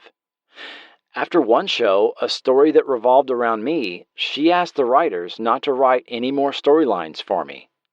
That was all right, except that Polly seemed to not be pleased with me. She was quite a taskmaster and wanted the show to run just as she wanted it to. Producer Bob Isles put it this way. Polly Holliday was a fabulous actress, a great character, but above all, a perfectionist. She did have a great deal of input, and that started to wear thin with executive producer Mulligan. While Holliday's perfectionism and amount of influence over the production reportedly was the source of some backstage irritation, her talent and abilities were also praised. Lucy Lee Flippin. She was wound a little tight, but it was her show. She was very gracious to me after a Little House on the Prairie episode I did, and sent an amazing telegram. Series makeup artist Fred Williams had this to say about Holliday. She had a wonderful sense of humor, was sensitive, and took each person's problems to heart. Stephen Keep Mills told Forgotten TV, Polly was a wonderful leader and practically a masterclass in comedy every time she was on camera. The main director, Mark Daniels, brought all the genius he had polished working on I Love Lucy, and the writers, Bob Isles chief among them, would somehow manage to come up with quirky, original, and entirely playable stories for us each week. We quickly became an organism, and we wove our work together. I never felt any negative competition or had the notion anyone among us was difficult. Regardless of whatever production problems existed, the success of Flow was also impacted by a combination of external factors. First, CBS moving it to 8/7 Central as the lead-in series for Monday night meant viewers would now be tuning in specifically to watch Flow instead of the show benefiting by a MASH lead-in audience, as it had been for those incredibly highly rated initial episodes. Second, the production delay caused by the actors' strike meant viewers already had a month to form their Monday night viewing habits for the time slot, watching new episodes of That's Incredible or Little House on the Prairie, both of which were able to air new episodes when the season began. Viewers that did tune in for the first Flow episode after the summer break were greeted with one of the worst storylines offered in the entire series. In nearly a carbon copy of what happened to ABC sitcom Angie, the time slot move, followed by a move to Saturday, resulted in even worse ratings and cemented the series' fate. As Holliday remarked after cancellation, "They switched us to Saturday, and we were against Love Boat. People love Love Boat. I talked to my mother's friends back in Alabama, and they said, I sure wish they'd move Flow. I can't miss my Love Boat. But if my mother's friends didn't watch Flo, we didn't have much chance, did we? The cast and crew of Flo held their season-ending wrap party at the Toluca Lake Tennis Club in early April, just before CBS took the show off the regular schedule. Weeks later, announcing their fall 1981 schedule, CBS made it official, as Flo was included in the also-dropped series, along with Dukes of Hazzard spinoff Enos. TV columnist Lee Grant was able to give readers a peek at what happens after a TV show is canceled in an article on Flo that was carried in the nationwide press, allowing me to share the quotes and details presented in this segment. When word of the cancellation came down, Polly Holliday had to have been hit harder than anyone. We knew it was coming. Once it becomes official, you feel it. I hated saying goodbye to Flo. She was a good character, like a sister. I hated to let her go. Actress Sudie Bond added, "If you're an actor, you're always ready to pick up and move on again. But there is still the sad feeling when something like this ends. For a year, it was our place of work, a place to go. When actors perform together, they form a family. It gets very close. You hate to lose that feeling." Jim B. Baker commented on the vacant feeling the show cancellation left him with. "It comes from knowing you won't be with those you've had such good times with. We began to love each other." But the cast had to part ways. The day following the announcement, the reserved parking spaces for the cast were all empty. The secretaries in suites 26 and 27 of the Burbank Studios North Administration Building were busy packing up crates and tossing piles of Flo scripts into trash cans. Boxed up video cassettes of Flo episodes headed to the Warner Television morgue. The phone would ring with the caller asking if Jim Mulligan or one of the other producers were there. "No, they're not. They don't work here anymore." Stage 9 still had Polly Holliday starring as Flo on the marquee, but inside it was deserted and the empty soundstage sets still in place, waiting to be struck. Associate producer Doug West, one of the few people still present in the offices, soon had a studio employee come in and take his typewriter and office chair, and he matter-of-factly acknowledged the transitory nature of TV work. "Shows don't last 10 years. Only the rare MASH does. It's a seasonal business." Director Bob Lehendro commented, "You hate to see the closeness come to an end. A lot of people gave a big part of themselves to make Flo a good show. In this business, there just isn't that long-term security. You realize no show lasts forever. Nobody on Flo feels they failed. If you do your best, you have to be happy." Makeup man Fred Williams offered probably the most pragmatic parting thought. "Everybody was saying goodbye and we'll keep in touch. They meant well, but eventually it all fades. Everybody goes in different directions." True to her word, following Flo, Polly Holliday never returned to Alice or the Flo character. Alice finished out 9 seasons, and its finale was aired in March 1985. The storyline ends when Mel decides to sell the diner. Alice moves to Nashville to be a singer. Vera leaves to have a baby with husband Elliot, and Jolene leaves to open a beauty parlor. A rapid-fire memory montage was shown, with Flo being shown in 3 of the memory clips, and the character of Flo then existed only in Alice reruns. Polly Holliday kept busy, showing up in cameo roles in various films. Who can forget her role as the heartless Mrs. Deagle, who got her comeuppance at the hands of the Gremlins in 1984? As next-door busybody Mrs. Cheney in Mrs. Doubtfire. Unfortunately, much of her character ended up in the deleted scenes. Gloria, why don't you go get your minicam so you can come in for a real tight shot, okay, dear? I'm concerned for Mrs. Hillard's well-being. I've read about people like you. You're a demented man. You're potentially dangerous. She also showed up in Moon Over Parador, Mr. Wrong, and The Parent Trap, among other films.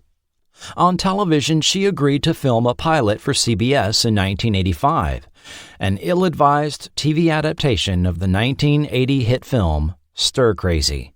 When the show was picked up for series, she managed to opt out of continuing with the show, and her character of Captain Betty was recast with Jeannie Wilson, fresh off of Street Hawk. Holliday returned to TV in 1995 in The Client, an adaptation of the 1994 film, as Mama Love, mother to Jo Beth Williams' version of the Reggie Love character.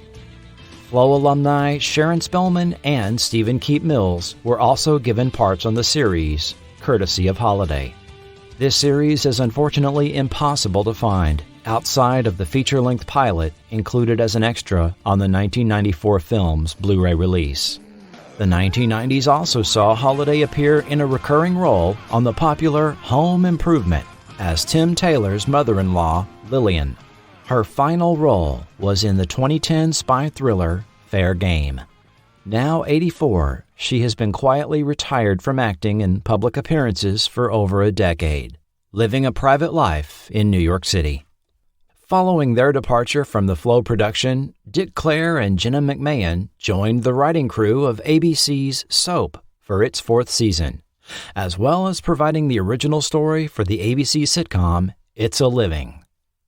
Their recurring Carol Burnett Show skit was revived, first as a full-length Eunice TV movie for CBS in 1982, then adapted into an NBC series in 1983, when Mama's Family hit the air.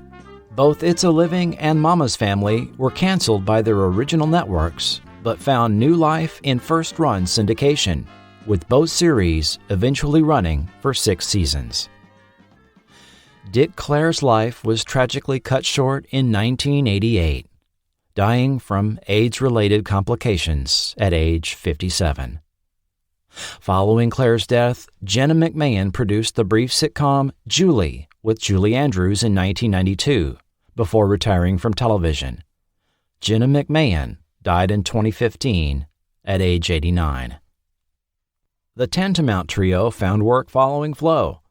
Ron Landry and Tom Biner went to work on sitcoms At Ease, Gimme a Break, and Benson. George Geiger continued working in television for another 2.5 decades, writing and producing shows like Simon and Simon, Scarecrow and Mrs. King, Tales of the Gold Monkey, Profiler, Earth Final Conflict, and Beastmaster.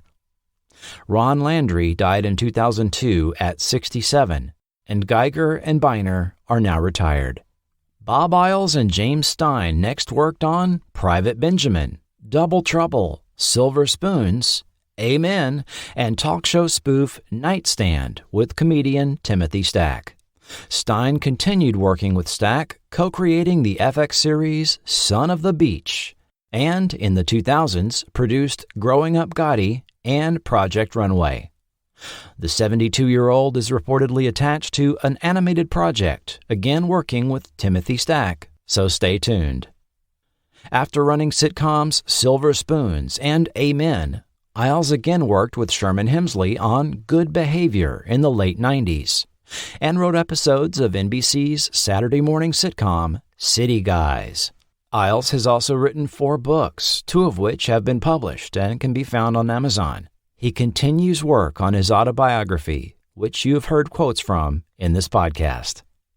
Although Polly Holliday, Stephen Keep Mills, Lucy Lee Flippin, Joyce Bulifant, and Linda Lavin are still with us, quite a number of the actors on Flo and Alice have passed away. As mentioned earlier, Jeffrey Lewis, Jim Baker, Leo Burmester, Sudie Bond, as well as Mickey Jones and George Flower have died. In 1990, Vic Tayback left us at age 60. He had been appearing on TV and film for nearly 2 decades prior to his role of Mel on Alice. Some of his classic appearances included The Lieutenant, Star Trek, Mission Impossible, and Gunsmoke. Following Alice, he sailed on The Love Boat several times, in addition to a handful of TV episodes and films, working up to the end, dying unexpectedly from a heart attack. In the years following Alice, Beth Howland took only bit parts on TV episodes and, after the turn of the millennium, disappeared from acting altogether. On New Year's Eve, 2015, she quietly passed away from lung cancer at age 74, although this was not announced to the public until the following May, in accordance with her wishes. And the most surprising of all, in December 2019, I was shocked and incredibly saddened to learn of the passing of Philip McKeon. Along with the rest of America, I watched him grow up in Alice, more than once, counting the reruns, but had completely lost track of him for decades. While his sister Nancy McKeon continued acting post Facts of Life success, Phil acted less and less, and mostly in late 80s, early 90s horror films. He tried his hand behind the scenes as an assistant director and co-producer on several films in the 90s, but he found success in the world of radio, working at LA station KFWB for a decade. Around 2013, McKeon traded life in LA for the cowboy life outside Wimberley, Texas, but couldn't stay away from radio for long. He soon was working at Wimberley station KWVH as part of the Breakfast Taco morning crew. Not long after the death of his father and sister Nancy wishing him a happy 55th birthday, a family spokesman announced that Philip had died after having been sick for quite some time with an unspecified illness. We are all beyond heartbroken and devastated over Phil's passing. His wonderful sense of humor, kindness, and loyalty will be remembered by all who crossed his path in life. With only 29 half-hour episodes, the Flow series fell far short of the number studios normally require to pursue rerun syndication, and I find no evidence it was ever rerun. In 2012, Warner Archive began releasing seasons of Alice on DVD, showing episodes in their original broadcast length for the first time since network airings.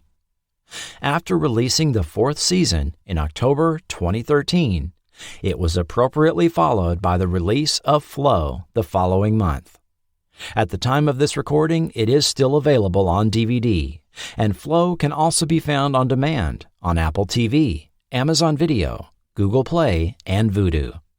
As the 1980s progressed, interest in CB, trucker, and Southern culture as a cultural fad began to wane. Like Flow, BJ and the Bear and Sheriff Lobo were just as short-lived.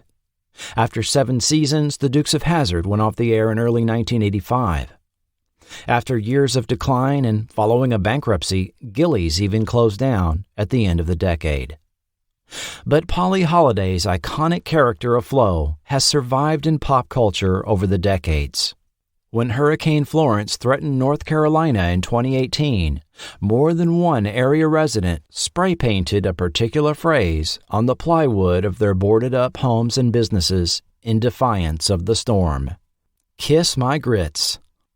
In the wake of Flo's cancellation, Jim B. Baker had remarked, "Oh, hell. 50 years from now, nobody will know the difference anyway." Well, I don't know about 50 years, Jim, but it's been 41, and we know the difference. Fans of Alice and Flo can still be found worldwide. Around 10 Facebook pages and groups count some 100,000 fans between them. YouTube clips of Alice and Flo get hundreds of thousands of views and hundreds of comments each. Writers like Barry Putt and Bob Leszczak still write about them, and now you who have listened also know the difference. For a closing thought, before you drift asleep on your cot, who other than Stephen Keep Mills, channeling the philosophical Les Kincaid, should have the final word? We all committed, and we were a good band of players.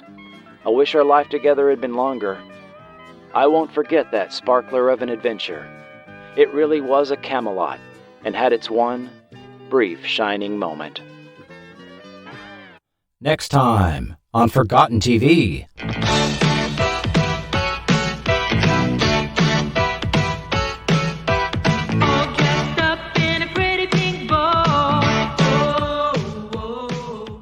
On the next Forgotten TV, we revisit the one that started it all. Scott Kreisman was a 16-year-old movie theater worker, dreaming of a life in showbiz. But with only 6 episodes, CBS sitcom The Popcorn Kid came and went before most people knew it had arrived. Hear how Barry Kemp, a former life insurance salesman, went from Iowa City Theater to becoming a Hollywood success story, bringing us some of the best sitcoms of the 80s and 90s. Celebrate 5 years of forgotten TV and the 35th anniversary of The Popcorn Kid with new behind-the-scenes material. The Popcorn Kid, Special Edition, coming in 30 days to Forgotten TV. Did you know you can support Forgotten TV on Patreon or PayPal and get your own special podcast feed?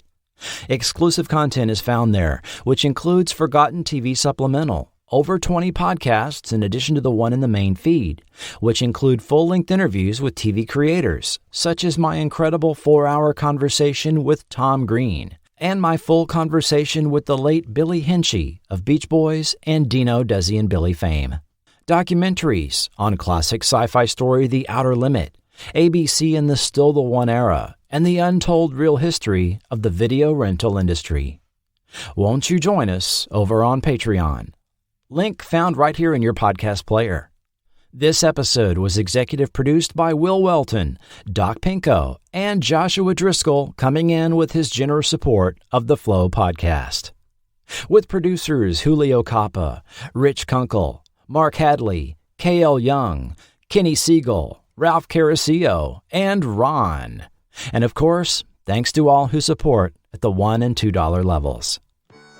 Forgotten TV is not affiliated with or authorized by CBS, Warner Brothers, or any production company or network involved in the making of any TV show or film mentioned in this podcast. Links to Amazon are affiliate, and as an Amazon associate, Forgotten TV earns royalties from qualifying purchases made. Flow is the copyright and property of Warner Brothers Home Entertainment and possibly additional rights holders. Other series mentioned are the property of their respective copyright holders, and no infringement is intended. Any audio clips are included for the purposes of review, commentary, and criticism only and are not intended to infringe. This podcast is copyright 2022 Forgotten TV Media. The views and opinions expressed by guests or quoted sources are their own and may not reflect the opinion of Forgotten TV Media, its sponsors, or patrons. This podcast is intended for entertainment purposes only. Information presented is based on a combination of first-hand personal accounts, period news media, books, and website articles. All reasonable effort has been made to fact-check the information presented. However, Forgotten TV Media cannot guarantee the accuracy of every detail included and makes no representations or warranties for the content in this podcast and cannot be held liable for errors or omissions. And I'd like to thank the following YouTube channels for making some of the additional audio clips possible. TV Hits, Topic, David Gideon, TV's Greatest, Warner Brothers, N16mm, The Rap Sheet, Johann Julius von Zyl, Retro Alexander, EWJXN, Memory Museum, Chuck D's All New Classic TV Clubhouse, Channel 37, Johnny Zero, Video Detective, London Pinball, Alamo YTC Germany, Grindhouse Movie Trailers, Adult Swim. Break Time by Kevin MacLeod is used under a Creative Commons Attribution 3.0 unported license. I've Fallen Down by Loving Caliber is used under license from Epidemic Sound. If you need music for your podcast or YouTube channel, check out Epidemic Sound, link in the show notes. Special thanks to Robert Isles, who provided a tremendous amount of background material on Flow and whom I cannot thank enough. Get that autobiography published, Bob. And thanks to the contributions and information provided by Rich Orloff, Stephen Keep Mills, Susie Glickman, Douglas West, Sharon Spellman, and Allison Arngram. A special call out to the research of David Barry Plunkett, who left us much too soon. Sources of quotes and background material not given directly to Forgotten TV were obtained from the following sources. The books, Alice, Life Behind the Counter in Mel's Greasy Spoon by Barry M. Putt, Jr. Single-season sitcoms of the 1980s by Bob Leszczak. Articles at the following websites and periodicals. David Barry Plunkett's Alice Sitcom blog. AliceHyatt.com. Yitzy Weiner's interview with Alan Shane. The Studio Tour, Advance Local Alabama, Southern Thing, Great Falls Tribune, Voyage LA Magazine, Directors Guild of America, Biker City Guide, the Denver Post, the Milwaukee Journal Sentinel, Book Pleasures, Harvest Gold Memories, Pen Rescue, Fox News, the Weekly World News, and numerous period newspaper articles archived at newspapers.com. Thank you for listening. Be sure and bookmark forgotten.tv for all content and links to social media sites. I am your writer, producer, and host, Chris Cooling, and this has been Forgotten TV.